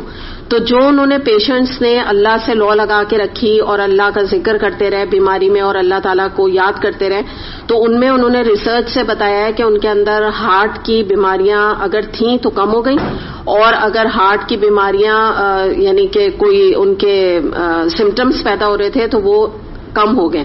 اور جب انہوں نے کمپیئر کیا ہے دو طرح کے گروپس کا, تو اس میں ان کو پتا چلا کہ جو بیماری میں اللہ کو بالکل یاد نہیں رکھتے تو ان کا جو اس کا ہارٹ کی بیماریوں کا ریٹ ہے وہ کہیں بڑھا ہوا تھا, کولیسٹرول ان کا کہیں بڑھا ہوا تھا, اور مختلف بیماریاں ان کی کہیں بڑھی نہیں تھیں جب انہوں نے اپنی بیماریوں میں اللہ سے کوئی تعلق نہیں رکھا. تو اس طرح کی چیزیں باقاعدہ باہر یہ سائنس اس کو پروف کرتی ہے, اور وہ اس کو بس اللہ کا نام دے دیتے ہیں, ظاہر قرآن یا ذکر نہیں دیتے. لیکن اگر آپ اس کو ہم اگر اس کو مزید ماڈیفائی کریں تو ہم کہہ دیں گے کہ قرآن سے جو تعلق رکھتا ہے یا ذکر کرتا ہے اللہ کا, تو اس کو یہ بینیفٹس مزید ملیں گے. اس کے علاوہ آپ یہ دیکھیں مسواک نبی کریم صلی اللہ علیہ وسلم کی سنت تھی, اس کے نہ جانے کتنے فائدے اب پتہ چل رہے ہیں کہ اینٹی سیپٹک پراپرٹیز ہے, اس کے اندر پینسلین کی پراپرٹیز ہے کہ لوگوں کے جن کے بھی دانتوں میں جو انفیکشنز ہوتے ہیں, جو پس وغیرہ آتا ہے, ان تمام چیزوں کا علاج موجود ہے اس کے اندر مسواک میں. پھر اس کے بعد نبی کریم صلی اللہ علیہ وسلم نے سیدھا ہاتھ اپنے گال کے اوپر رکھتے تھے اور سیدھی کروٹ لیٹا کرتے تھے, یہ آپ کا طریقہ تھا. اس کے بارے میں جو لیٹسٹ ریسرچ ہوئی ہے, لیٹسٹ کیا اب تو یعنی کافی دنوں سے ریسرچ ویلڈ چل رہی ہے, کہ وہ یہ کہتے ہیں کہ جن کو بیک کا پین ہوتا ہے اور بیک کا ایشو ہوتا ہے تو ان کے لیے یہ بہترین پوسچر ہے لیٹنے کا, بہترین پوسچر. وہ کہتے ہیں کہ کم سے کم آپ کے بیک کے اوپر اس طرح اسٹرین آتا ہے جس سے کہ درد جو ہے اس میں بہت کمی واقع ہو جاتی ہے. پھر اس کے بعد آپ یہ دیکھیں کہ عام طور پہ باہر بھی ویسٹ میں بھی اور یہاں پر بھی یہ جادو ٹونا اثر, کوئی کہتا ہے سیٹنک اثر ہے, اس کو باہر وہ کچھ بھی نام دے دیتے ہیں, وہ اس کو سیٹن کہہ دیتے ہیں, لیکن ہم اگر اس کو جادو کہیں یا کوئی بھی نام اس کا دیں تو اس میں بھی شفا موجود ہے. کس طریقے سے قرآن میں ہے کہ سورہ البقرہ نبی کریم صلی اللہ علیہ وسلم سے ہمیں پتہ چلا کہ اس کی آپ پوری تلاوت جو ہے گھر میں لگا دیں اور خود کریں اگر کوئی بھی اثر میں آپ کو محسوس ہوتا ہے. 4 قل ہیں ان کو پڑھیں, 3 قل پڑھیں, معوذتین 2 قل پڑھیں, پھر آیت الکرسی ہے. یہ تمام چیزوں کا علاج اس میں موجود ہے. صبح شام کی دعائیں ہیں, جیسے یہاں پہ حفاظت کی دعائیں موجود ہیں, وہ پڑھ کے انسان اپنے اوپر صبح پڑھ کے یعنی اپنے کارڈ کے ساتھ اگر یاد نہیں ہوتا کہ بہت ساری دعائیں ہوتی ہیں تو آپ کارڈ سے ہی پڑھ کے ایک طرح سے سمجھ لیجئے کہ جو یہ چیز ہوتی ہے نا دم, یہ دم کوئی چیز ایسا ہوتی نہیں. آپ صلی اللہ علیہ وسلم نے بس اپنے ہاتھ کو لے کے اور دعائیں پڑھ کے آپ سمجھیں کہ یوں کر کے اور اس کو اپنے پورے جسم پہ پھیل لیا تھا, جسم اتھر پہ. تو آپ ویسے بھی پڑھ لیں گے تو انشاءاللہ ایک طرح کا یا آپ کے اوپر دمی ہو گیا, آپ نے بس اپنے لیے پڑھ لی, یوں سمجھ لیں. تو یہ تمام چیزوں کا علاج موجود ہے. سورہ فاتحہ کو تو الشافیہ کہتے ہیں, اتنی بہترین صورت ہے. خاص طور پہ کوئی بھی تکلیف ہو, کوئی بھی پریشانی ہو, انسان ویسے ہی بس سورہ فاتحہ کا ورد کر سکتا ہے. تو اس میں جو ہے یہ تو آپ سمجھے دنیاوی فائدے ہیں، اس کی تو کوئی لمٹ ہی نہیں کہ جس کو ابھی ہم نے ڈسکس کیا. آپ دیکھیں نا، سب سے پہلے ہم نے دماغی اور ایموشنل اور یہ تمام چیزوں کی بیماریوں سے شفا ہے، پھر اخلاقی بیماری ہم نے دیکھی، پھر معاشرتی بیماری ہم نے دیکھی، اس کے بعد جسمانی شفا ہم نے دیکھی. تو یہ تو لسٹ اتنی لمبی ہے کہ جتنا بھی ہم اس پہ بات کریں کم ہے، یعنی کوئی لمٹ نہیں اس پر ہم بات کر سکیں. لیکن اگر یہ کہ اگر ہم اس کا آخرت کا فائدہ دیکھیں تو وہ تو اتنا زیادہ یہ کتاب شفا اور رحمت کا باعث ہے. آخرت کے حوالے سے بھی اب جو سیکنڈ پوائنٹ پر ہم رحمت پر آ رہے ہیں کہ یہ بہترین اللہ تعالیٰ کی رحمت حاصل کرنے کا ذریعہ ہے، دنیا میں بھی اور آخرت میں بھی. اور اس میں یہ ہے کہ آپ یہ سمجھیں کہ سارے دنیا کی نعمتیں ایک طرف ہیں، اور جس کا بھی وقت قرآن کے ساتھ گزر رہا ہے، وہ اس کو پڑھ رہا ہے، سمجھ رہا ہے، اسٹوڈنٹ ہے یا ٹیچر ہے یا غور و فکر کر رہا ہے، کروا رہا ہے، اتنی بڑی یہ نعمت ہے، اتنی بڑی نعمت ہے کہ اس سے بڑھ کے دنیا میں کوئی نعمت نہیں ہو سکتی.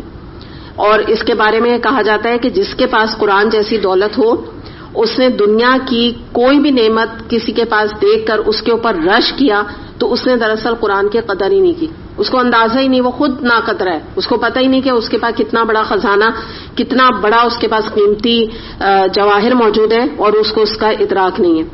نبی کریم صلی اللہ علیہ وسلم نے فرمایا جو سرکشی سے قرآن کو چھوڑے گا اللہ تعالیٰ اس کو کچل کر رکھ دے گا، اور جس نے اس کو چھوڑ کر کسی اور جگہ سے ہدایت حاصل کرنے کی کوشش کی تو اللہ تعالیٰ اس کو گمراہ کر دے گا. ترمذی میں یہ حدیث آتی ہے. یعنی اگر جس کو قرآن سے ہدایت نہیں ملی نا، اب دنیا میں اور کوئی چیز نہیں ہے جس سے وہ ہدایت پا سکے، کہیں سے اس کو ہدایت نہیں ملے گی. اس کے لیے آپ سمجھ لیجئے کہ ہدایت کے دروازے بند ہو گئے.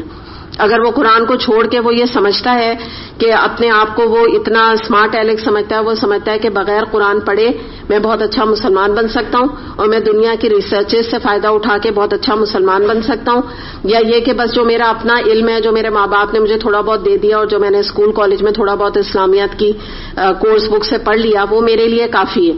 یہ سوچ کے ساتھ اگر انسان جو ہے وہ زندگی گزارے گا تو بہت بہت سارے جو ہدایت ہے اس سے وہ محروم رہے گا.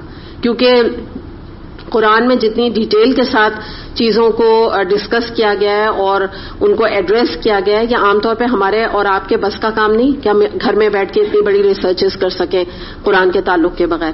پھر اس کے علاوہ سورہ انبیاء آیت نمبر 10 میں آتا ہے کہ لقد انزلنا الیکم کتابا فیہ ذکرکم، بلا شبہ ہم نے تمہاری طرف ایک کتاب نازل کی ہے، اس میں تمہارا ہی ذکر ہے. یہ جو اتنے 4 فائدے میں نے آپ کو بتائے ہیں اس وقت، تو یہ تمام جو ذکر ہے یہ ہمارا ہی ذکر ہو رہا ہے قرآن میں، ہمارا ہی فائدہ اس کے اندر موجود ہے. آپ یہ دیکھیں، میں نے جیسا ابھی آپ کے سامنے معاشرتی خرابیاں رکھی تو ان میں سے کتنی چیزیں آج ہم ایز اے سبجیکٹ تزکیہ کے پڑھ رہے ہیں، لیکن تزکیہ کے میں کوئی جو ٹاپک ہوتا ہے ان میں کوئی ٹاپک ایسا نہیں ہوتا جس میں قرآن یا حدیث کو کوٹ نہ کیا جائے. کیونکہ بیسکلی ہم اپنا تزکیہ بھی جو ایز اے سبجیکٹ پڑھ رہے ہیں لیکن کر ہم قرآن سے ہی رہے ہیں، باتیں وہی کر رہے ہیں جو قرآن میں آلریڈی بھی آپ لوگ پڑھ چکے ہیں. ہاں کچھ پوائنٹس آگے پیچھے اور مزید آپ کو مل جائیں گے، لیکن بیسکلی ہر چیز کی جو جڑ ہے وہ قرآن سے ہی آ رہی ہے. خود نہیں ہمارا ایسی تزکیہ ہو سکتا کہ ایسی بیٹھ کے رینڈم ہم باتیں شروع کر دیں کہ آپ یہ نہ کریں، وہ تو بس پھر اتنی بات ہوگی نا، غیبت بری بات ہے، بس یہی ہوگا، اتنا ہی علم ہوگا بس ہمیں، غیبت بری بات ہے بس، اور نہیں پتہ چلے گا. اور آپ کو یاد ہو کہ غیبت پہ ہم نے 2 کلاسز کی تھی، تو ایسی تھوڑی کر لی تھی. یقیناً قرآن کی اتنی ڈیپتھ ہے اور حدیث میں اتنی چیزیں بیان ہیں کہ ان سب کو مرکب کو جب ملایا جائے تو یہ تزکیہ کا ٹاپکس بن جاتے ہیں. ورنہ خود تو کچھ بھی نہیں، اور گھر بیٹھ کے تو آدمی اتنے علم حاصل کرے گا، تو سب کو پتہ ہے جھوٹ بولنا بری بات ہے، لیکن اس کے آگے یہ تک نہیں پتا کہ کبیرہ گناہ ہے اور مزید کیا ہے، کیا کیا اس کے ریپرکشنز ہیں، کیا کیا اس کے سائیڈ ایفیکٹس ہیں، جھوٹ کی اقسام کیا ہوتی ہیں، یہ کچھ بھی نہیں جانتے ہم. تو بہت جس کو کہتے ہیں نا کہ امپیریٹو ہے، مینڈیٹری ہے کہ قرآن پڑھے بغیر جو ہے انسان کا گزارا ہو نہیں سکتا، نہ دنیا کی کامیابی ہی اس کا مقدر بن سکتی ہے نہ آخرت کی. پھر بڑی اہم بات اس آیت میں بتائی گئی ہے، وہ یہ ہے کہ اللہ تعالیٰ نے فرمایا کہ یہ قرآن کچھ لوگوں کے لیے شفا ہے اور کچھ لوگوں کے لیے رحمت ہے، کچھ لوگوں کے لیے دونوں ہے. ٹھیک ہے، ایسا بھی ہوتا ہے جو آپ اس سے حاصل کرنا چاہیں. جیسے میں نے آپ کو بتایا نا کس طرح یہ بات میں آپ سے کہہ رہی ہوں، آپ کہیں گے کہ بھئی شفا ہے خالی تو رحمت کیوں نہیں. اس طرح سے کہ ابھی میں نے آپ کو جیسے ہارون یحییٰ کی ریسرچ بتائی، یا میں نے آپ کو ریڈرز ڈائجسٹ کی پاور آف پریئر انہوں نے اس کو نام دیا تھا، ریسرچ بتائی، تو وہ لوگ تو انگریز ہیں نا، وہ لوگ کیا کر رہے ہیں، صرف ایک اللہ کے اوپر کانسنٹریٹ کر رہے ہیں، تو ان کو شفا تو مل گئی ہے لیکن رحمت نہیں ملے گی اللہ تعالیٰ سے. بات سمجھے آپ لوگ؟ کیونکہ صرف اللہ پہ ایمان لانا ضروری نہیں ہے نا، یعنی صرف اللہ پہ، ان کے لیے اللہ پہ ایمان لانا ضروری ہے، یعنی وہ یہ سمجھتے ہیں. تو صرف اللہ پر ایمان کے بغیر نبی کریم صلی اللہ علیہ وسلم کو مائنس کر دینا یہ معیار نہیں ہے ہمارے یہاں ہدایت کا، ہمارے دین اسلام میں. ان کا یہی پرابلم ہے. تو ان کو شفا مل جائے گی. آج بھی کوئی آپ سمجھے، جیسے مثال کے طور پہ امریکہ میں کوئی جھوٹ نہیں بول رہے، کوئی کمپنی ہے بہت اچھی کمپنی ہے، جھوٹ نہیں بولتے وہاں، بہت وعدے کی پابندی ہے، کمٹمنٹ ہے، وہ دنیاوی طور پہ ترقی کریں گے، یقین کر لیں وہ کریں گے. کیوں کریں گے؟ کیونکہ وہ یہاں جو ہم بات کر رہے ہیں نا کہ انہوں نے اپنے آپ کو معاشرتی، جو قرآن نے جو باتیں بتائیں معاشرتی خرابیوں کی، وہ اس کے اوپر عمل کر رہے ہیں، لیکن اللہ کی رحمت ان کو آخرت میں نہیں ملے گی. بات سمجھ گئے آپ؟ تو یہ بڑی امپورٹنٹ پوائنٹ ہے، اس کو یاد رکھیے گا کہ شفا جو ہے کچھ لوگوں کے ہاتھ شفا بھی آئے گی اگر وہ اللہ تعالیٰ تک پہ یقین کر کے بہت ساری چیزوں کو امپلیمنٹ کریں اس حوالے سے. لیکن رحمت اور شفا دونوں کا کمبینیشن کن کو ملے گا؟ جو اللہ کے مومن بندے ہوں گے، ان کو یہ دونوں چیزیں الحمدللہ مل جائیں گی. اب آگے اللہ تعالیٰ نے ایک اور کیٹیگری کا ذکر کیا ہے اور فرمایا ہے کہ جو ظالم لوگ ہیں ان کے لیے خسارے کے علاوہ قرآن پڑھنے میں کے بعد بس صرف ان کے ہاتھ خسارہ آتا ہے، اور کوئی چیز میں اضافہ نہیں ہوتا.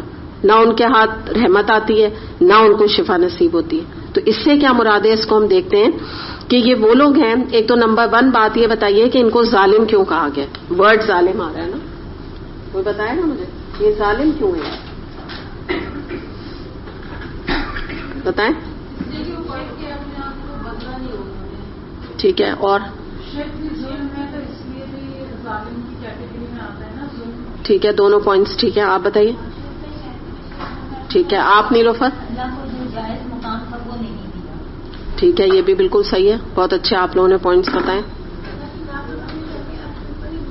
بالکل اصل جو بات ہے نا، جو یہاں اس آپ لوگوں نے بھی الحمدللہ بہت اچھے بتائے، بہت ریلیونٹ ہے. ہاں نہیں، آپ لوگوں نے بھی بہت صحیح چیزیں بتائی ہیں، کیونکہ ظالم ہے نا وہی ہے ظاہر ہے جو شرک کر رہا ہے وہ بھی حقیقتاً ظالم ہے. لیکن جو اس کو اگر ہم سم اپ کر لیں یا سارے پوائنٹس کو ملا لیں تو بات یہ ہے کہ ظالم اس لیے ہیں کہ اللہ کسی پہ ظلم نہیں کرتا. یاد رکھیں، میں نے یہی تو اللہ تعالیٰ فرما رہے ہیں کہ ہم نے تو اتنی اچھی کتاب تمہاری طرف بھیجی، تم اس سے فائدہ اٹھاؤ، اس کے اندر شفا ہی شفا ہے، اس میں تمہارا ہی ذکر ہے، تمہارا ہی فائدہ ہے. معاشرتی طور پہ تمہاری حکومتیں امپروو ہو جائیں گی، تمہارا اکنامک سسٹم امپروو ہو جائے گا، تمہاری جوڈیشری امپروو ہو جائے گی، اور یہ تو بڑی بڑی باتیں ہیں. تمہارا اپنا گھر امپروو ہو جائے گا، تمہارے اپنے بچے نافرمان ہیں تو وہ فرما بردار ہو جائیں گے، تمہارے ہسبینڈ وائف کی ریلیشن شپ اچھی ہو جائے گی، تمہارے اپنے سسرال کے ساتھ تعلقات اچھے ہو جائیں گے، تمہارے اپنے والدین کے ساتھ تعلقات اچھے ہو جائیں گے. فائدے ہی فائدے ہیں، اس کتاب میں تمہارے ہی ذکر ہے. لیکن یہ وہ لوگ ہیں جن کا اب اللہ تعالیٰ ذکر کر رہے ہیں، یہ وہ لوگ ہیں کہ انہوں نے قرآن کو ریجیکٹ کر دیا. اب ریجیکشن کی بہت ساری صورتیں، یا تو انہوں نے قرآن کو پڑھا اور اس کے بعد اس قابل نہ سمجھا نعوذ باللہ کہ اس کو امپلیمنٹ کریں، ایک یہ بھی طریقہ ہے. ایک ریجیکشن کا طریقہ یہ ہوتا ہے کہ بالکل ہی قرآن کے قریب نہ آنا، کمپلیٹلی اگنور کر دینا. جیسے آپ نے ہمارے معاشرے میں دیکھا ہے کہ آپ اگر انہیں آفر کریں تو وہ کہتے ہیں ہمارے پاس ٹائم نہیں ہے، یا یہ کہ مجھے بہت پتا ہے، مجھے بتانے کی ضرورت نہیں، میں بہت جانتی ہوں، مجھے بہت میں نے تم سے زیادہ قرآن پڑھا ہوا ہے، مجھے کیا تم بتا رہی ہو، یہ انداز نا. تو یہ بہت ساری چیزیں طریقے ہیں ریجیکٹ کرنے کے. قرآن کو اگنور کر دینا، آپ کی جیسے مثال کے طور پہ زندگی میں قرآن کا کوئی رول ہی نہ ہو، مثال کے طور پہ کسی کی زندگی میں.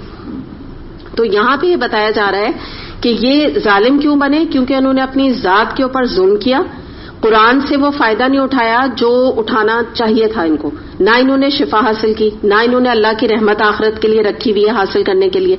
اب کیا ہوا کہ جو انہوں نے اپنے اوپر ظلم کیا، اس ظلم کی بنا پر اس قرآن کے ذریعے سے یہ خسارے میں مبتلا ہو گئے. کسی اور ذریعے سے نہیں ہوئے، اسی قرآن کے ذریعے سے. کیوں؟ کیونکہ قرآن کو انہوں نے نیگیٹولی استعمال کیا ہی نہیں اس مقصد کے لیے جس مقصد کے لیے آیا تھا یہ. اور پھر یہ کہ آپ یہ دیکھیے ہوتا کیا ہے کہ جب آپ قرآن پڑھتے ہیں تو حق اور باطل آپ کے سامنے نمایاں ہو جاتا ہے، آپ کو پتہ چل جاتا ہے کیا حق ہے باطل ہے. ان کا پرابلم کیا تھا کہ اللہ تعالیٰ نے ان پر اپنی حجت تمام کر دی. جیسے آج قرآن موجود ہے، بھیا آپ کھولیں، آپ جانیں، پڑھیں، غور و فکر کریں، آپ جان لیں کیا حق ہے کیا باطل ہے. جس کو کہتے ہیں what is good what is bad, سب کچھ پتا ہے نا، کیا جنت ہے کیا دوزخ ہے، کیوں دوزخ میں جائیں گے، کیوں جنت میں جائیں گے، کیا کام کریں گے، ان سب کا جواب ہے نا قرآن کے اندر. تو اللہ تعالیٰ نے اپنی حجت پوری کر دی رسولوں کو بھیج کے، صلی اللہ علیہ وسلم کو بھیج کے، اس کے علاوہ قرآن کو بھیج کے. اتنی بڑی کتاب ہمارے سامنے آ گئی. تو ان تمام باتوں کے باوجود جو ہے جب انسان اپنے لیے بائی چوائس گمراہی کو پسند کرتا ہے تو دراصل آپ یہ سمجھیں کہ وہ اپنے ہر گناہ کا خود ذمہ دار ہو گیا، خود اب وہ ریسپانسبل ہے، خود ہی وہ اب ان کا جواب دہ ہے. اور یہ جو خسارہ ہے یہ اب جاہلیت کا خسارہ نہیں ہے. ٹھیک ہے، میں آپ کو بتاتی ہوں کہ جب انسان قرآن کو نیگلیکٹ کرتا ہے نا تو دو طرح کے خسارے ہوتے ہیں. اس کو بھی ہم تھوڑا سا دیکھتے ہیں.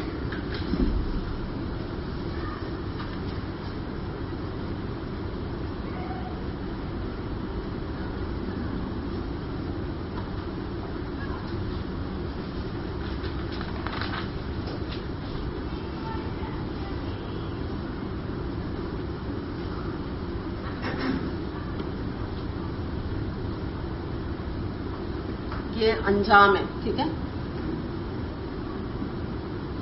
قرآن کو نیگلیکٹ کرنے کا انجام ہے. اب دیکھیے یہ دونوں جو ہے نا خسارے، ان کو تھوڑا سا ہم سمجھتے ہیں کہ ایک ماضی میں اگر آپ جائیں کہ جب تک قرآن نازل نہیں ہوا تھا تو مثال کے طور پہ جو اس زمانے کے لوگ تھے وہ اس کی حکمت سے، اللہ تعالیٰ کے احکامات سے ناواقف تھے. تو ان کا خسارہ کس چیز کا تھا؟ جاہلیت کا خسارہ تھا. ٹھیک ہے. اچھا، جب قرآن سامنے آ گیا، نبی کریم صلی اللہ علیہ وسلم نے پیغام پہنچا دیا کفار کو، مشرکین کو، منافقوں کو، اس کے باوجود انہوں نے اس کلام کو جھٹلایا. تو مراد کیا بنی کہ اب وہ جاہل نہیں رہے، اب وہ جاہل نہیں ہیں، وہ بائی چوائس اپنی نمبر 1 ظالم ہے. یہ بھی یاد رکھیے گا کہ ان دو یہ تو ہو ہی رہا ہے خسارہ، اس سے پہلے انہوں نے ظلم کیا اپنے جان پر. ٹھیک ہے، انہوں نے ظلم کیا، سب سے پہلے یہ ظالم بنے. اس کے بعد انہوں نے بائی چوائس حق کو ریجیکٹ کیا اور انہوں نے جان پوچھ کے حق سے دامن بچا رہے ہیں، اگنور کا حق، قرآن جو بھی آپ اس کو کہہ لیجئے، اور اپنی زندگی کا لائف سٹائل بالکل کانٹرری ٹو قرآن رکھا. بالکل کانٹرری، بالکل قرآن کچھ کہہ رہا ہے، کر کچھ رہے. اللہ تعالیٰ کو کوئی بات اپنی پسند کی بتا رہا ہے، کر وہ رہے ہیں جو مجھے پسند ہے، مثال کے طور پہ. تو اب جو ان کا معاملہ ہے نا وہ یہ ہو گیا کہ اب یہ جاہلیت کے حوالے سے ان کی پکڑ نہیں ہے، اب تو یہ سرکش ہو گئے، یہ سرکشی کی پکڑ ہے. تو ایسے ہی آپ سمجھ لیجئے کہ یہ تو ہسٹوریکل بیک گراؤنڈ میں ابھی تفسیر ہم نے کی نا، لیکن آج بھی آپ یہ بات کو سمجھ لیجئے کہ اگر کوئی انسان، دو طرح کی یہی ہے نا باتیں ہیں کہ انسان جان بوجھ کر، جیسے ہم سب کو قرآن کا ہمارے اوپر نبی کریم صلی اللہ علیہ وسلم کے ذریعے سے قرآن نازل ہو گیا. اب آج ہمارے پاس قرآن موجود ہے، لیکن اس قرآن کے موجود ہونے کے باوجود جو ہے، جب تک نبی کریم صلی اللہ علیہ وسلم نہیں آئے تھے یا یہ پیغام نہیں آیا تھا، تب تک تو ہم معصوم اپنے آپ کو کہہ سکتے تھے.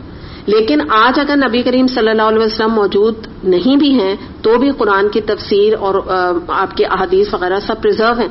اس کے باوجود اگر آج کوئی قرآن کو نیگلیکٹ کر رہا ہے یا اپنا لائف سٹائل قرآن سے کانٹرری بنانے کی کوشش کر رہا ہے یا اللہ تعالیٰ کے احکامات کو نیگلیکٹ کر رہا ہے، قرآن جان کر بھی جاننا نہیں چاہتا یا جتنا جانتا ہے تو اس پہ بھی عمل نہیں کرتا، تو یاد رکھیے گا کہ یہ جاہلیت کا خسارہ نہیں ہے، یہ سب سرکشی کا خسارہ ہے. جاہلیت کی تو کوئی بات ہی نہیں ہے.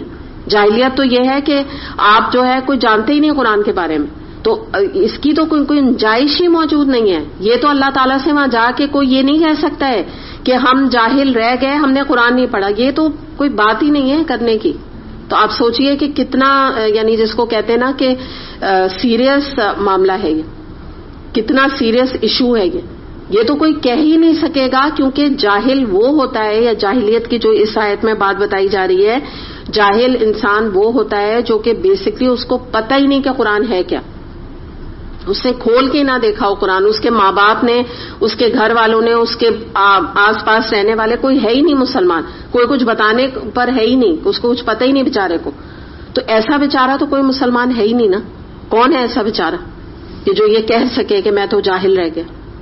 تو یہ، اور اگر آپ سوچ لیجئے کہ جو بائی چوائس یہ کر رہا ہے آج، اپنے آپ کو جاہل بنا رہا ہے قرآن سے، تو آپ سوچ لیجئے کہ اس کا ہوگا کیا. کیونکہ یہ تو یہاں تو اس کو سرکشی، ظلم قرار دیا جا رہا ہے نا، وہ تو سرکش ہے، اتنا سرکشی کر رہا ہے، اتنا گناہ کر رہا ہے، لائف سٹائل چوائس گناہ پہ رکھی ہوئی ہے کہ ظالم بن گیا، اپنے آپ کو ڈے بائی ڈے اپنے آپ کو دوزخ سے قریب کر رہا ہے. تو بہت ہی امپورٹنٹ بات ہے کہ یعنی ہمارے پاس تو چوائس موجود ہی نہیں ہے کہ ہم قرآن پڑھیں یا نہ پڑھیں. کوشچن مارک کوئی ہے ہی نہیں اس میں, کوئی یہ سوال ہے ہی نہیں. یہ مجھے سمجھ نہیں آتا, لوگ بعض دفعہ استخارہ کرتے ہیں, یہ کوئی استخارہ کرنے کی چیز نہیں ہے, یہ مینڈیٹری ہے. یہ ایسے بات ہے کہ جیسے آپ, میں کہوں آپ ابھی عصر کی نماز ضرور پڑھیے گا, آپ کیا میں استخارہ کر لوں پھر پڑھوں گی, یہ ایسی بات ہے. لوگ ہنسیں, ہم ہنس رہے ہیں نا اس بات پہ, لیکن قرآن کے لیے میں نے سنا ہے لوگوں کو کہ وہ استخارے کرتے ہیں کہ ہم یہ کورس کریں کہ نہیں, اور پھر کہہ دیتے ہیں ہمارا استخارہ ٹھیک نہیں آیا, ابھی یہ وقت نہیں آیا. یعنی وہ یہ سمجھتے ہیں آگے جب ہمیں مہلت ہوگی اس کا مطلب ہے. تو وہ شیطان بھی بہت کچھ دکھا دیتا ہے اس طرح کی چیزیں جب آپ ایسی بے تکی باتوں میں کوشش کریں گے, کیونکہ ہر چیز کا استخارہ نہیں کیا جاتا ہے. کوئی انسان کے ایشو ہوتا ہے تو دو چیزوں میں چوائس کرنی ہوتی ہے تو وہ استخارہ کیا جاتا ہے نا. یہ تو کوئی چوائس کی بات ہی نہیں ہے, یہ تو مینڈیٹری, ایسا قرآن کا پڑھنا پڑھانا غور و فکر کرنا ایسا مینڈیٹری ہے جیسے نماز کا پڑھنا. اور نماز جو ہے وہ 5 وقت کے ساتھ ہے. اسی طرح قرآن کے اوپر آن اینڈ آف ہمیں غور و فکر کرنے کی ضرورت ہے. الحمدللہ آپ لوگ اللہ کا احسان مانے, شکر کریں گے جیسے آپ کو اللہ تعالیٰ نے 2 دن بھی توفیق جو دی ہوئی آنے کی, تو آپ اللہ کا احسان مانیں. یہ چیز کمپلسری ہماری زندگی کا حصہ ہونا چاہیے. صحابہ کرام کی تو زندگی اسی قرآن کے ساتھ گزرتی تھی کہ ہر وقت غور و فکر, ہر وقت آیتوں کے اوپر ڈسکشن, ہر وقت قرآن کی بات کرنا. ایکچولی یہی ہمارا مقصد ہے, زندگی کا مقصد ہے, حیاتی ہمارا یہی ہے. ہم تو کسی اور چکروں میں لگ گئے. کھانا پینا اور یہ تمام جو حاجتیں نا, یہ تو ہمیں اپنی پوری کرنی ہے, لیکن یہ وہ چیزیں جن سے کوئی اللہ تعالیٰ کا کوئی تعلق نہیں ہے. اللہ تعالیٰ ہم سے سوالات نہیں اس کے اوپر کرے گا.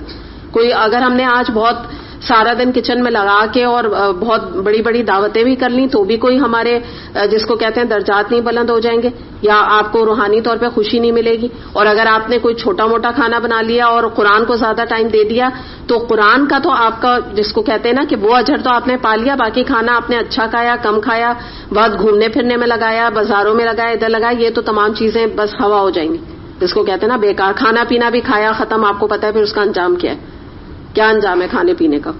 ڈائجسٹو سسٹم کے بعد وہ کہاں جاتا ہے ہم سب جانتے ہیں. تو یہ تو سب دنیاوی چیزیں نا, یہ تو کرنا ہی ہے جس کو کہتے ہیں نا it's part of our life. لیکن اصل جو حق ادا کرنا ہے اور جس کے لیے اللہ تعالیٰ نے بھیجا, آپ دیکھیں اللہ تعالیٰ خاص فرما رہے ہیں کہ ہم نے تو اس میں اس قرآن کے سلسلہ تنزیل میں وہ کچھ نازل کر رہے ہیں جو ماننے والوں کے لیے شفا. یعنی ہم تو قرآن کی آیات تمہارے اوپر نزول پہ نزول کر رہے ہیں. یہ بھی تو قرآن کا نزول ہی ہے نا جو آیتوں پہ ہم ڈسکشن کرتے ہیں.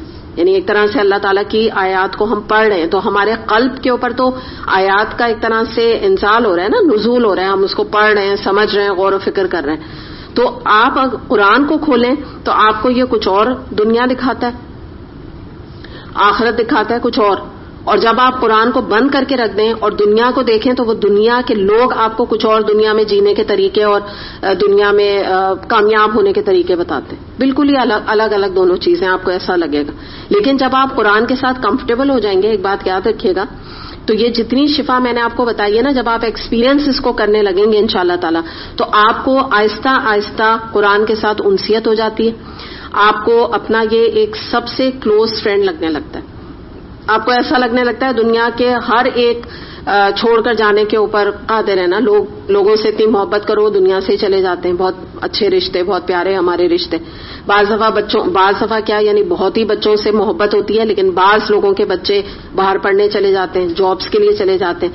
تو دنیا میں جو ہے نا کوئی بھی چیز نا حتمی طور پہ ہمارے ہاتھ میں نہیں, خوشی نہیں ہے ہم جتنا بھی چاہیں, سوائے ایک یہ خوشی قرآن کی, یہ آپ کے اپنے ہاتھ میں, اور یہ آپ کو مستقل خوشی دے گی, ایور لاسٹنگ خوشی اس دنیا میں بھی آخرت میں بھی.